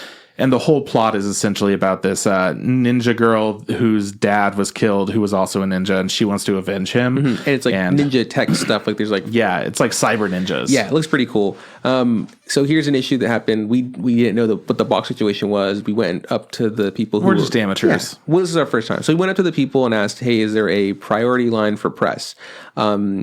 Because usually when you're press, there's a section for you to go in and watch the thing.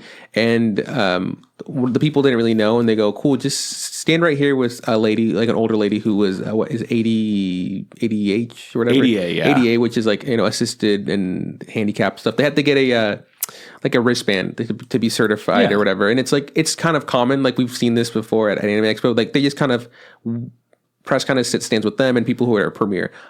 It doesn't look like Crunchyroll had a premiere. Like almost all passes were the same. And then there was like, again, like the press. Which I think is cool and fair. Like I'm okay with that. Press not getting priority. You know what? It's not Crunchyroll's priority to have like good press or whatever. So they don't really care about that, which I think is totally fine. It's fair. It's not, but it wasn't out of the realm of possibility for us to ask like, hey, is there a spot for us to stand so we can watch this premiere and review it, And they made us stand around for a bit, and then they came back with us for an answer. Pretty, not even. It wasn't that bad. Not even like 10 minutes. Yeah. And then the guy comes like, "Hey man, just to let you know, press also has to stand with the general population or whatever." And I was just like, thank you for finding out. Like, thanks for that. So, and then they said, you know what? All of these are full right now. So you can come back and hopefully you could get in. So then we just went off for like an hour. Yeah, and we came back. Went to the exhibit hall, checked out the art. And within this hour, we were able to see actually like almost everything. The entire exhibit. No, half the exhibit hall. And we went back to see if the line was moving. The line was moving. It had collected more people. It got full. Then that lady came out and said, "Hey, there's no chance of getting in." I was like, and another thing, like I said, I appreciated that. I like not being lied to. Yeah, it was great. It's the worst thing when you're at AX, you're still waiting in a line and that shit's full out the fucking wazoo, and they go, maybe, kind of, stick around. Like, no. Tell me to leave. Don't fucking play with my emotions. So we didn't get to see Black Fox, which was a bummer because it was something that I was like, probably the thing I was more excited to see there. We will have to watch it some other way. Totally fine. We'll get around to it. It'll be great. So after that we finished the exhibit hall. We also finished the artist alley. There's some pretty cool artwork. We made notes of things that we wanted to buy. And then we went to the fucking arcade room, which is... Yeah, we found a dope arcade. So their whole shtick was there are a bunch of games. Play them for free. Have fun. That's it. And like it was awesome. A lot of the games were like, Japanese rhythm games, those, and like, which are wildly popular. So there was some DDR, there was a couple of Para. They had some DJ games, some more unique ones that we didn't really know much about. Some piano ones. There's a typewriter game. There's this, that was Typing of the Dead. There was the weirdest game I saw was a game where I played where you smash a table and like you boost up the power and then you flip the table and then and it's an actual table. You flip it and it's on some sort of like, like a mechanical arm and the table will flip up. And then in the game, the table or whatever you're flipping will flip and make damage. And like you get points for destroying a bunch of stuff, hurting people, like it was like... Seems weird. It also seems like it would have a lot of maintenance. It was such a strange game to play, but I was like, what a weird Japanese thing. That's so cool though. Like I saw a guy play before me and he played, like, he can pick what setting you want. He played a setting where you were, there's a home run derby or there's just like the break stuff and so he broke stuff and he picked he was a dad in dinner and he got mad and he flipped the table. It was a funeral home and I was like the soul, so the soul got mad and like I beat the shit out of it and then I flipped the fucking coffin and it hit people. It was a lot of fun. It's pretty cool. But the game we ended up playing the most was this game I'd never seen before, right? Yeah, no, it was right by WarioWare, and it was a 4-person cooperative mini game challenge. Yeah, it was cool. And it was strange because like we just kind of jumped on it. Like it was some kind of people open. left, people were playing it, and it was in Japanese, so we didn't know what they were saying. And the way you had 2 buttons, like a red button and a blue button, right? And then you had a bigger button that was above both of those. It was a green button that was also a dial. It was a dial, but we didn't know it was a dial at first. I didn't know it was a dial, but I was spinning it before we ever had to use it. I'm like, this is fun to spin. I was like, this is kind of fun. And then in the game, spinning became a mechanic. It was like, oh, I can spin this dial. Yeah, like, we have to unlock all these serial numbers, and there was wild things like you had to unlock serial numbers. You had to like, you kind of hit the colors to like vanquish ninjas or like run away from zombies or collect things or roll dung as a dung beetle. It was a lot of fun. Food. We didn't end up beating it the first time because like we played enough. People are behind us. They kind of want to play. Yeah, we'll just kind of keep it pushing. But day 2, we decided to fucking beat it. Yeah, we got there right when some other people got there. But these other people, they knew what they were doing. Well, there was one guy who knew what he was doing. Yeah. And we only knew it because he kept talking about how he knew exactly what to do. Exactly. And he'd be like, shut the fuck up. Because at this point, the game was in English. Yeah, we were just like, it's in English? This is so much easier. I was like, when it's in English, because we know what's happening. We didn't know. At least I didn't know it was a co-op game until the second day where I go, this makes a lot more sense. I figured it out near the end, but I'm like, it's too late though. Oh, okay. So everyone gets out if we don't do good enough. Yeah. So it's a punishment for everyone. Even if one person does real fucking good, they still get punished. That's when I realized, oh, this is a co-op game. Yeah. What I thought was because like if you went to the top 3, I was like, one of the person has to get in the top 3 and then we all get saved. It's like, no. Collectively, we all have to do good. It's like, this makes more sense. Yeah. This was kind of irritating because these people were playing and they were playing really poorly as opposed to like, looking at the screen and like these are the rules, like this is what your goal is. They just decided to compete against each other and like beat the shit out of each other, and so they would progress very slowly. Like they were like inching their way to victory. I don't know how long we waited. I didn't want to look at my clock. I was just like, just be patient. I don't want to be like, hey, jump off, like let them play the game. Sierra was upset. I was like, it's fine. They played 30 some rounds. They were Each horrible. game takes like a minute. So it was at least 30, maybe 45 to 50. The 4 people who were playing, like, again, they were having a good time. Good for them. One of the girls was like kind of noticing that like we were waiting, and I was like, she tried to help. She really did. She like tried to get her friends to like get off the thing, but they were kind of assholes. And I was like, Yeah. So by the time we got to play, I was like, you know what, fuck it, I'm gonna beat this game. Like And we beat it faster. Oh, so much faster because we saw the rules. We played. Some random guy showed up and played with us. At first, because I was going to invite somebody who was also kind of waiting around, like, hey, if anyone wants to play, you could join us. But this dude just stepped on up. So my immediate reaction is just like, this son of a bitch just thinks he could be a part of their team or whatever. And then after, like, I'm like, hey, man, how's it going? And then we played the first game. He's like, yeah, no, it can be kind of tough. Like, I've played it before. So I'm like a little bit, like I know what's going on or whatever. What to do. And then he was looking for a place to put his shield hero thing that he got from somewhere. I don't know where it was, but it was kind of cool. It was a shield hero thing. Yeah, a little shield hero shield. Yeah. But he was looking for somewhere to put it down. And I'm like, at this point, he talked enough. He clearly did know what was going on. And he wasn't being obnoxious about it. He was like a sociable person. Like he could talk and be like normal. He was a regular ass person.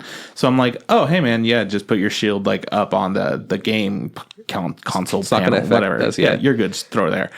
So we did, and we had a lot of fun, and he was a good addition. And he was a good player. Like, he was a lot of the times, like, you or him won. There's a couple times, like, you would do poorly. There's 2. I remember, I think I won 2 games. Like, yeah, fucking won. Like, Hell yeah, dude. The dumbest games. I very often got 4th. I was like, I thought I did really good, and I'd be like, look over, like, these fucking assholes. They did it in 6 seconds. Well, there was one where it was the foot tickling one, and you just couldn't fucking figure it out. Get it, man. All I do is I take a couple of fingers, I put it on that little dial, and I go. You just go back and forth really fast. You don't like use your hands to turn it or anything. You just go. Blah, blah, blah, blah. You're good to go. Yeah, and there's like a lot of like there's button mashing and stuff. It was a lot of fun. We beat it. It was a blast. The story of the game is like you're a YouTuber. You're trying to reach like a million views or whatever subscribers. It was a fun time. We also played this other game where like it's this cube that's like a rhythm game. That was rad. Also a lot of fun. We didn't really play that one too much because we were tired and hungry. But it was great. So like it's a cool thing that Crunchyroll does this thing where they brought these really cool games, free arcade. I would for sure go back next year and cruise around and try to play more games. Yeah. We just really wanted to play that co-op one, so we waited our asses off instead of check out other things during that downtime. And at that point I was like, you know what, fuck it. We're not going to leave this room until this is... But I mean, again, we weren't idiots, so we're like, cool, we need to do this in 10 seconds. That means all of us need to do it about this time. No problem. Yeah, and then it got to the point where instead of like waiting for... This is another thing that pissed me off about the group before.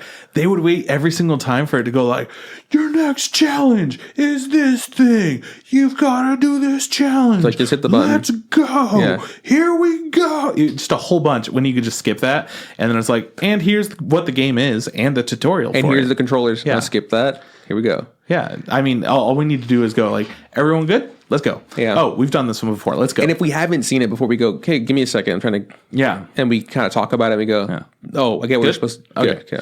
Or somebody will be like, oh, all you have to do is this. And we go, yeah, nice. Perfect. Or we'll go, it's like this other game. And we go, oh, we get it. Very clear. Other group, terrible communication, terrible players. They had a good time. Wasted some time. They go fuck themselves. Also, before we went to the arcade the first day, we also went to the Junji Ito exhibit, which they had. Whoa. They had a bunch of his original artwork up on the walls, like from magazines and mangas and stuff. And like some of them weren't just like paper. Some of them were like oil paintings on canvas or on wood. So cool. And he had little descriptions about like what he was thinking. He made each one at different points. Yeah. So some of them he's redoing art that he had done in the past, but he's doing something different with it. Yeah. So he just gave little anecdotes about things. One of my favorite comments was like he was drawing this girl and he goes like, yeah, I think she's really important in this Junji Ito lore. I don't know who she is, but he goes like, she goes like, so and so is just like, he's like my goal to draw her was to make her really beautiful. He goes like, some people can draw her really beautifully. I did my best. I was like, dude, this is a fucking gorgeous drawing. Yeah. What are you talking about, dude? No, because the point in the story is that she's so insanely beautiful. Nobody could believe like she's the most beautiful person ever. Yeah. So it's impossible to capture in a picture. Yeah. There were some really cool like ones that I remembered from the show, and there were some ones I'd never seen before. There was only like 2 that really grossed me out. I was like, oh, I don't want to look at these too long. really cool stuff. They were doing a lot of stuff for Junji too. They were selling some of his merch for like t-shirts and like skateboards, and that was so cool. Skateboards, I was like awesome. Like, this is really dope. It's nice to appreciate art, because at the end of the day, manga's art, anime's art. So like someone has to sit there and draw it. And this guy's been in the industry for so long. So yeah, it was really cool. It was really cool. Yeah. Also, this could not have been something at Anime Expo. We talked about that. Oh yeah, we were trying to, because like it felt like an art gallery. Like when I was at Chico State, I would have to go to, for my art classes, I'd have to go to a few art shows every year, and like, you just kind of walk through. There aren't too many people. You look at the art, you can stand there and appreciate something. You can read what they're thinking. You take your bit, and then you leave, right? In Anime Expo, there would have been a line out the fucking ass, and they would have been herding people in. Yeah, they would have been like, all right, come on, everyone. You can't just stand there and look at the art. Keep it pushing. Come, because like Junji Ito is great. He's a popular person. I'm sure this thing did have a line, because they had a queue, but by the time we got there, it was like, just kind of walking at your leisure. It was great. I loved it. And there was people in there kind of looking at you, but for the most part, I think they were just there to prevent photography, which made sense. Some people took pictures, but at no point did I ever feel like touching the stuff either. Like, I'm like, because I'm not an idiot. I go, this is art. You visually look at it and you appreciate it. But yeah, that would never be able to see at Anime Expo. I just don't see it happening. What a cool thing for Crunchyroll to do. Really cool. Unless Anime Expo did it where like, you bought a ticket, and even then it would be like, it would still be really hectic. It would be bad, yeah. And then there was also Laid Back Camp, which was just like a chill lounge for people to come and hang out in. They had some seatings. Essentially, it just looked really cute, like a little camp place. And some people were napping there. We mentioned it before that Crunchyroll put a heavy like, hey, this is New Crunch City, and this is the theme of this. Everything was themed really well. They did a great job with decorations. The place looked amazing. Each room you go into is just like a conference room, or it's like a large presentation room or something. But they still did a really good job theming everything. They just did a really good job. I really admire the work that they put in. They also had a place called the manga library. You went in, you would check out like an iPad, and you would go sit down and read a bunch of free manga, which is pretty cool. I didn't do that because like, cool, I'm not here to read manga. I don't need to do that. I can do that in my free time with other stuff. There's also another place where they had like karaoke, live performance shows kind of thing. It kind of felt like I think it was called Studio 21. It was like Lounge 21. Lounge 21, but this one didn't sell alcohol. I don't think they sold alcohol at all. They sold juice. Yeah, which was cool. Yeah. We happened to walk by that guy doing some Naruto rap, and I was like, this guy's getting it.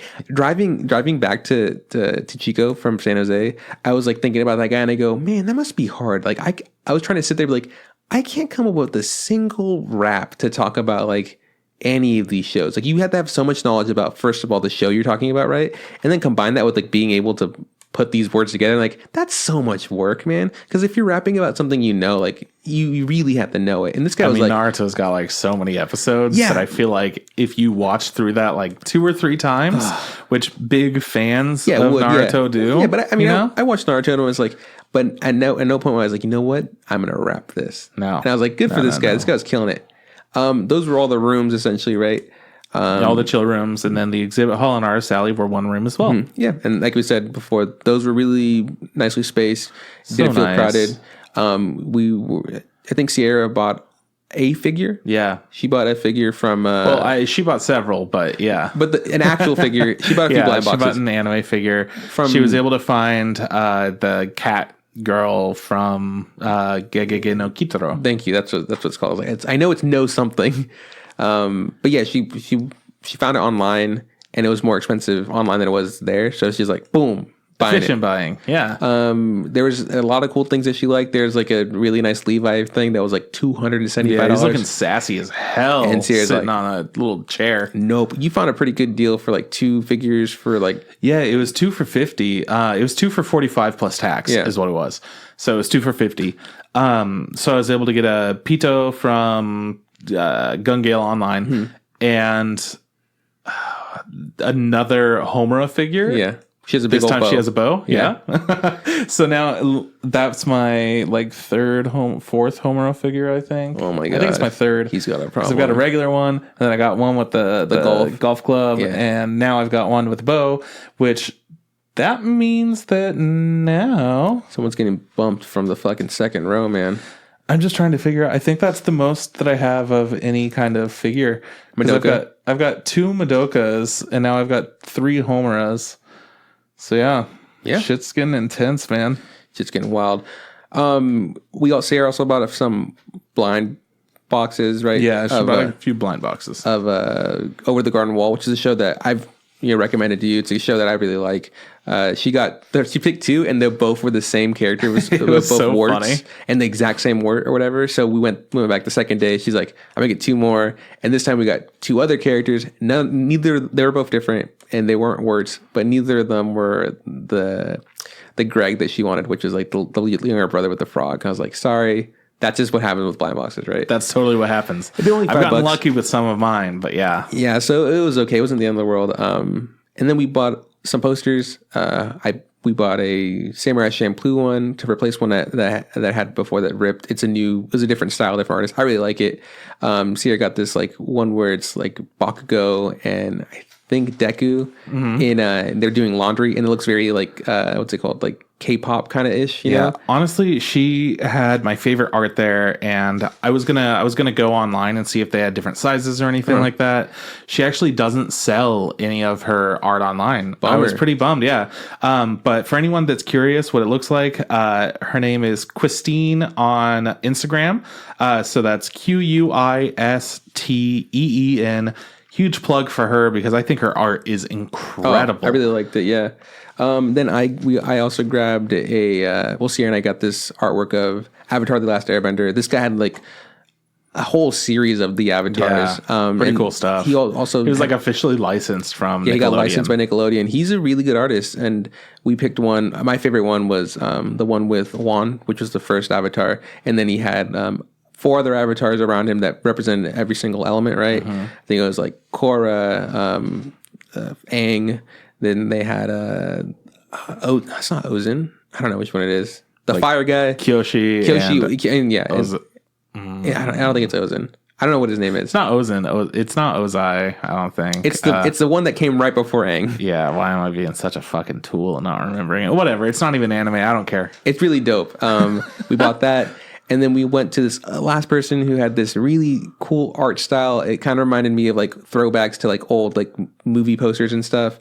It was buy 2, get a third one for free. So we bought a Berserk one, which was for me. I think, and I was telling Sierra, I think Berserk's the darkest thing that I like. And when I mean dark, I mean like, it's like gritty, violent. Gritty, violence. There's like skulls and stuff. Like if I hung that up on my poster when I lived at home, my mom would like be like, no, that's the devil. Right, yeah. And I think it's as edgy as I've ever gone. Like there's, I don't really like dark stuff, but Berserk, I'm like, this is pretty sick. Yeah. Then Sierra picked a Attack on Titan, which is also pretty cool. Which was cool. And then we got a third one. I can't talk about what it is because it's a gift for somebody and they might listen to the show. So. Yeah, true. So yeah, they're really sick also stuff. very cool. Very cool stuff, yeah. And yeah, that was Artist Alley. It'd been a while since I've been in an Artist Alley because of Anime Expo, because it's so clogged up. So it felt good to see like all the dope ass artwork. And I really wanted to get something from them as well. For that old like movie style poster it's kind of like an 80s movie. Imagine like the Back to the Future poster with the characters kind of there and whatnot. Anyways, I was going to get one of their posters because he had one of Trigun, which I was really excited about. But then when I looked it up online, because I didn't really stand there for a while and get a good look because I don't like being in the way, especially if I'm not going to do something right away. So I took his card, and then when I looked at it online, I did not like how Millie and Meryl looked.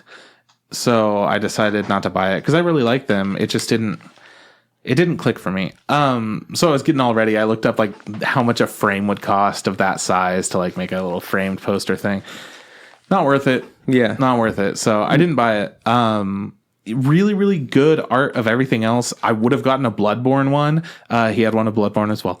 But I don't know, man. I don't really like the look of like somebody pointing a gun on the poster that's like an edgy carry. I don't know. No, it just didn't work. I was because I really liked the art style I was going for and the theme or whatever. So like I liked all of them. I was like, oh, cool, look at that Trigun. Look at the fucking Ghost in the Shell. Look at that. They were all really cool. Even the Bloodborne one, I was like, oh, look at that Bloodborne. I was like, I have no idea what Bloodborne is. I think it's cool though. Like, they looked really good. Solid artist. I don't have his name offhand or whatever, but I mean, I have it in the living room, but whatever. We'll talk about it later. Yeah, it's super dope stuff. I think that's that's it besides what we did on day 2, right? And then we can wrap it up. Yeah. So day 2, we went to the Crunchyroll industry panel.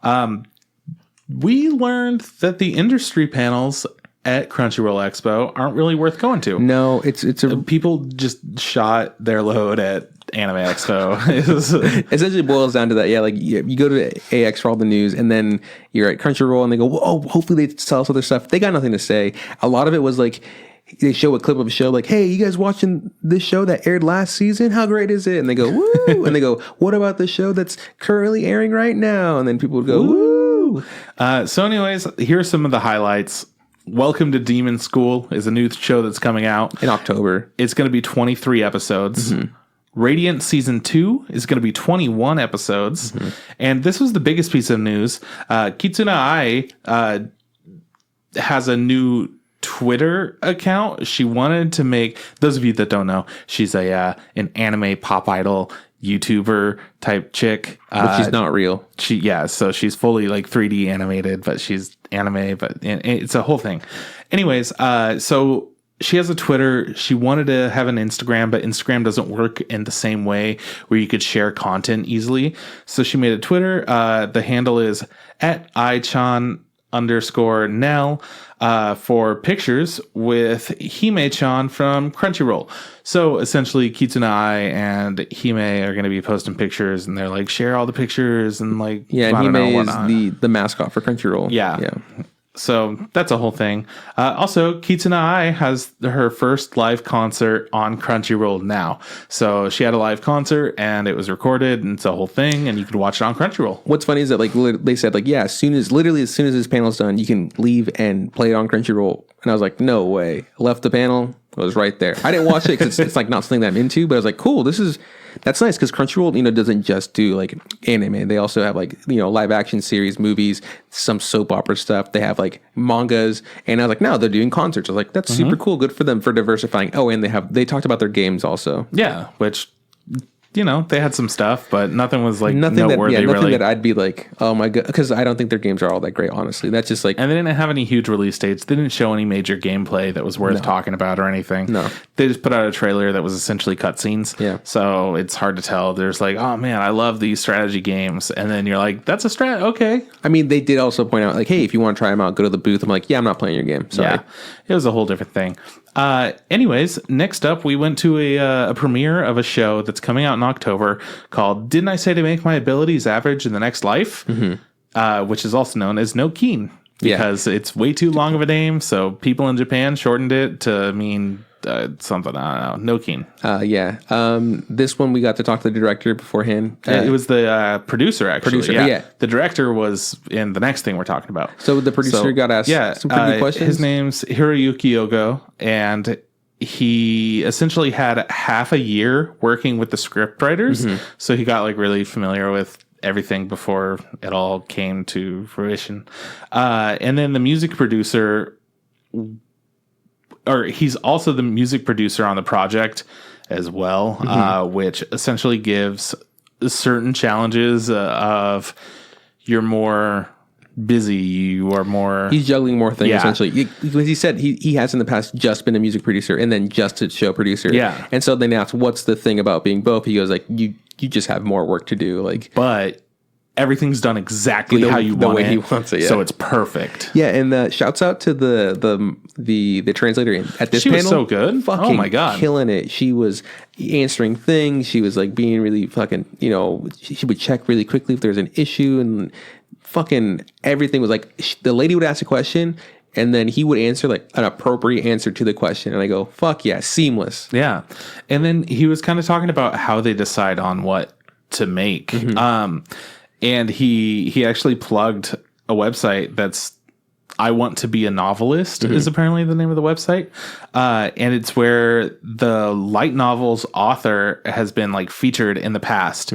So that's kind of how they found out about this particular anime, this project. That's where they found out the source of it. And then they kind of go through all different sources to find new projects. So they've gone through the publishers of books. They've gone through bookstores and websites and just anywhere to look for stuff. So I thought it was really interesting. We're getting to see a little bit more insight into the industry and kind of how they choose things. So it's not so much just like somebody comes to them and they're just like, hey, this is super popular. Let's do it right now. No, that he actively like looked for it and searched it. Yeah. Super cool. And then they finish episodes within like a really short amount of time. And that is what he said the biggest challenge is. So they have 2 to 3 weeks to do each episode. And episode 1 is made 2 months before everything else in their schedule. So we were able to see this premiere right now. 2 months before. And I mean, like a quick like lay down about this, what this was. It's an isekai about a girl who like dies in this world, right? And she was kind of felt like she didn't really have friends because she was smarter or just like a little bit better than other people, right? Like, so she was more talented, smarter, prettier, whatever. So she felt neglected. So when she dies, she talks to like a god figure, and she goes like, please just make me average in this next world. You know, I really want to have a normal life and have friends or whatever. Yeah, and he's just like, average, got it. So she comes in this new world, and it's been 12 years or 14 years. I don't know. She's a teenager now. She's going off to like the big city to study magic, because in this world, it's a fantasy world or whatever. And we find out that she has the average power of from using the strongest monster and the weakest monster. Dragon. So and she's like a water flea. So she's like 68,000 times more powerful than a normal human or whatever. And she's going to school to become a hunter. And I didn't think I'd like it. I enjoyed it. It was super charming. Lot more than I thought. Yeah, it was a lot of fun. It's like girls having a good time and hunting stuff, and there's some funny jokes, you know. And yeah, it was a good time. It was charming. It was great. I'm gonna for sure watch this when the show comes out in October. Yeah, I don't know if at least a few episodes. Yeah, a few more. I'm not gonna be like, oh, it's the best thing ever. But you know what? It was cool. I didn't expect to like it as much as I did. And then he's the producer said that recording the voice actors and the music is the most fun part of the whole process for him. So he's not super in with checking on the anime and the animation and whatnot. But he thinks that all of the audio components are the best parts for him, essentially. I think he's one of those guys that probably started off in audio. And he goes, audio's where it's at, baby. And I thought that was really cool. It's such a weird perspective for things. And then he also mentioned, this was my favorite part. They asked like, okay, well, how do you feel about like the characters and their designs and how they turned out and everything? He's like, oh man, the main character is so cute. So smooth. She looks so soft. I want to pinch her cheeks. Yeah. And they're like, wow, not the response I was expecting. Ooh. It was funny. So I think after that we did Mob, right? After that we went to go see Mob Psycho 100. Season 2 OVA. Yes. This OVA picks up after season 2. They're going to like a bathhouse. Yep. And you know, Mob has his new Reagan has his new assistant or new apprentice or whatever. And it felt I really enjoy this OVA. I usually don't like OVAs because they feel like detached, or they feel just like it's like a beach episode or whatever, you know. This felt like it was an introduction to the new part of the team. Absolutely. It felt like he was, you know, being a part of this family or whatever, and he was being bled in with them, and we see what his characteristics are. Like, he wants to be the best employee or whatever, and sometimes that leads to him doing things that he shouldn't be doing, you know. Like he stayed up all night because he was so nervous about this business trip, and then he fell asleep on the train, and it was a whole fun time. I think the OVA is eventually going to drop on Crunchyroll, they said. They didn't give us a specific date, but it's a lot of fun. Don't want to spoil anything about it, but definitely recommend it. We'll let you guys know when it does come out, but I highly recommend it for anyone that liked Mob. Yeah, it's more Mob. It feels like Mob. It's a fun time. It's one of those episodes where, like, if you didn't watch it, you're not going to like be beating yourself up. But if you want more Mob, check it out. Like, it's fun. You know, like at the beginning of Mob Psycho, each season, they kind of go off and do their like individual episodes where they try to wrap up a story. But sometimes you're just like, yeah, I don't really care about it. Like, let's get on with it. This felt like it had a lot more impact. It felt like it wasn't just character development. It felt like this is a story that needs to be resolved, and it's also character development. I was totally caught up in the story. It was good, man. Opposed to, we're gonna go check out this forest for like a family or whatever that's haunting people. I don't know. Yeah. So we also got to see the voice actor for Mob, the lead character designer for this specific OVA, and the director of Mob Psycho 100 season 1 and 2. They were having a great time up there. Oh, it was fun. The guy who was moderating didn't ask the best questions. I feel like they felt like really they were. I think it's harder because it was just 3 people opposed to 1 person. So they wanted to be inclusive. They were very like softball-y, and like it didn't like, it took me a while to realize, why does he keep asking about like, business trips and, and fucking going to bathhouse, because that's what this OVA is about. So I go, okay, that makes more sense. The moderator the translator had a couple issues that a bit, like he floundered. It was kind of fun because like the 3 guys were trying to explain a specific thing, and they were kind of doing the same hand gesture. Yeah, and they kept like making a round like dome kind of gesture. The translator was like, oh, I'm trying really hard here. He eventually got it. It's not worth like going into what questions and answers were given, because honestly, it's not. But my favorite thing was Mob's voice actor talking about one time when he was really tired, and whenever he goes to hot springs and baths and stuff, he likes to dunk his head fully under. Yeah. And he had a neighbor that was like watching him while he was hanging out in a hot spring, or it was just somebody nearby or whatever. And he just looked exhausted. And when he like dunked himself underwater, they're like, "Oh no, he's trying to kill himself." Like he said that it looked like he was tired of living. He's like, that's how tired he was. And he's just like, nope, just bathing right here, having a good time. Yeah, and my favorite thing about that was the character designer. Like he everything was just funny to him. Like, oh, he was cracking up. He was having so much fun. Yeah, they did a couple giveaways. We didn't win either of them. If we would have won them, we would have given away. But we honestly, didn't. Yeah, we would have. Yeah, they were pretty cool. Yeah, they were neat. So that was Mob Psycho, the season 2 OVA. Go check it out. Yeah, it's worth watching whenever you get a chance. To wrap it up, we went to Aniplex's panel. Mistake. It was a mistake because we didn't learn from Crunchyroll about how fucking industry panels here not worth going to. No. But now we've learned. It took us twice, and now we're good. Aniplex announced one thing that I feel like was noteworthy. Everything else was like, hey, these box sets come out this date or whatever. Yeah, and it was all whatever. And apparently they're just releasing exclusively on like iTunes and Xbox. That was my favorite. What was it? Was that Cells at Work? Cells at Work. They're like, hey man, you can now buy Cells at Work on iTunes and Xbox. And I go, who the fuck is buying on iTunes and Xbox? Get the fuck out of here, man. But the most important thing, which is huge for everyone around the United States and Canada, Rascal Does Not Dream of Dreaming Girl is coming to select theaters in the U.S. on October 2nd and 3rd, and Canada on October 4th and 5th. Tickets will go on sale September 6th. So that's like in a couple days here, man. Yeah, so we're going to do our best to try to go wherever the closest one is to us. The one thing I would say about this panel that I liked had nothing to do with the panel. It was the fact that this was the same room that the bug thing was in. Mm-hmm. So people want to get in. They did a really good job of funneling people and making sure every chair was full. That rarely happens, in a room. We also won a couple bags.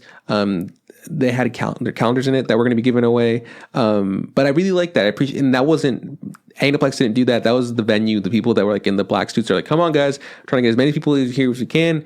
And it felt really good. It was like, nice. Everybody that wants to be here was able to get in here. It wasn't like, oh, I don't want to sit too close to somebody, so I'm going to put my arm right here. I was like, no, fuck that. No, it was good. If there's room, you sit it. You fucking let them know. And that's it. That was Crunchyroll Expo, right? It was great. I really enjoyed it. What I took away from it was, it's not the best place to get information like industry stuff. It's a place to watch some shows a little earlier, maybe catch a movie if you're lucky enough. Things that they can improve on, I guess, was like the box situation isn't the best. Just a little bit better, but it was fine. It worked. I think I would go again, but only if I knew what the schedule was. And like, cool, I want to go specifically for this day and I watch this or whatever. Yeah. And then, because you can technically, we were able to do everything like Exhibit Hall, Artist Alley, fucking video games, the Junji Ito thing, all in one day. Yeah, and we would have gone all 3 days. We had the opportunity to, but we came home early on the 3rd day. We're like, we just wasn't anything really for me that I wanted to see the 3rd day. There were like 2 or 3 premieres of shows that are coming out in October. And I was like, none of them are things that we're very excited about. Mm-hmm. So we missed one thing that we did want to see that we didn't even mention, which was this movie it's like a birthday wonderland movie. Okay, I don't remember the name of it, but it has like really cool visuals and I've really wanted to see it. Oh, but sorry, dog. That's right, we did miss that. Yeah, I remember talking about it. We'll see it eventually. Whatever. It is what it is. Yeah, we'll get around to it. So if you are near the Bay Area, if you're in San Jose, and if you want to go to a convention, I feel like this is a great one to go to. It wasn't that expensive. I think it was like, I know that cheaper before, like a few months before, but for the day pass, it was $90. For the 3-day pass, $85. If you're from the area, might as well get the 3-day pass and go every day or whatever. Yeah. For us traveling, it makes more sense to pick the days we want to go. So absolutely. Really good time. I think Crunchyroll's doing great. I think they can improve on some stuff, and I'm excited to see where it goes from here. Like how much better it could get. It'll get better. It's great for sure. Yeah. So yeah, next year we're probably going to go for a couple of days. If they're unable to get us the schedule in advance, we'll still be going. Yeah, for sure. And now we know what to expect. So I really liked this. I liked it a lot more than SAC Anime. Yeah. SAC Anime feels like it's mostly just nerd convention. Yeah, it feels more like you're there for cosplay. You're there to, buy some stuff, and then you're there to get like autographs. Mm-hmm. And there's some art, and yeah, they just have a bunch of people that aren't really part of the anime industry. No real there. panels, no real it's not like a real thing, really. It's just an anime fan convention. It's like a versus meetup like an kind of anime. Yeah, it's different, man. Yeah. So good thing. Next week. That's it. That's our episode. Hey, bye. Next week we're talking about Carole on Tuesday. It's on Netflix, part 1. Check it out if you want to see it before we talk about it. Mm-hmm. And then after that, I believe we'll be able to do the Cabaneri of the Iron Fortress. That would also be on Netflix. Mm-hmm. So check. Look out for those things. If you like our logo, check out aaron@turbytops.com. If you like our theme song, check out Tom Nasser on SoundCloud and YouTube. Trip, where can people find us? You can find us on Facebook. Look up the Instagram Podcast. Same thing goes for Instagram. Look up the Instagram Podcast. If you want to send us a tweet at Instaramen Pod. And you could go ahead and shoot us an email, instaraменpodcast@gmail.com. Thank you guys so much for listening. Yeah. I hope that we could run into you next year. I actually ran into one of my neighbors that was down in the area. It was pretty funny. I actually miss running into a classmate of mine. Dude, wild, right? I was like, damn. I was like, Small world. She's like, I was there this day. I'm going there tomorrow. I was like, I'm leaving tomorrow. Fuck. I was like, well, have a good time. I was like, check out the arcade. It's fucking a lot of fun. It is a lot of fun. Yeah. So thanks again for listening. We'll see you guys next week. Yeah. This is bye from Juan. See you around from Chris. Hey, Trip, don't forget. Just add hot water.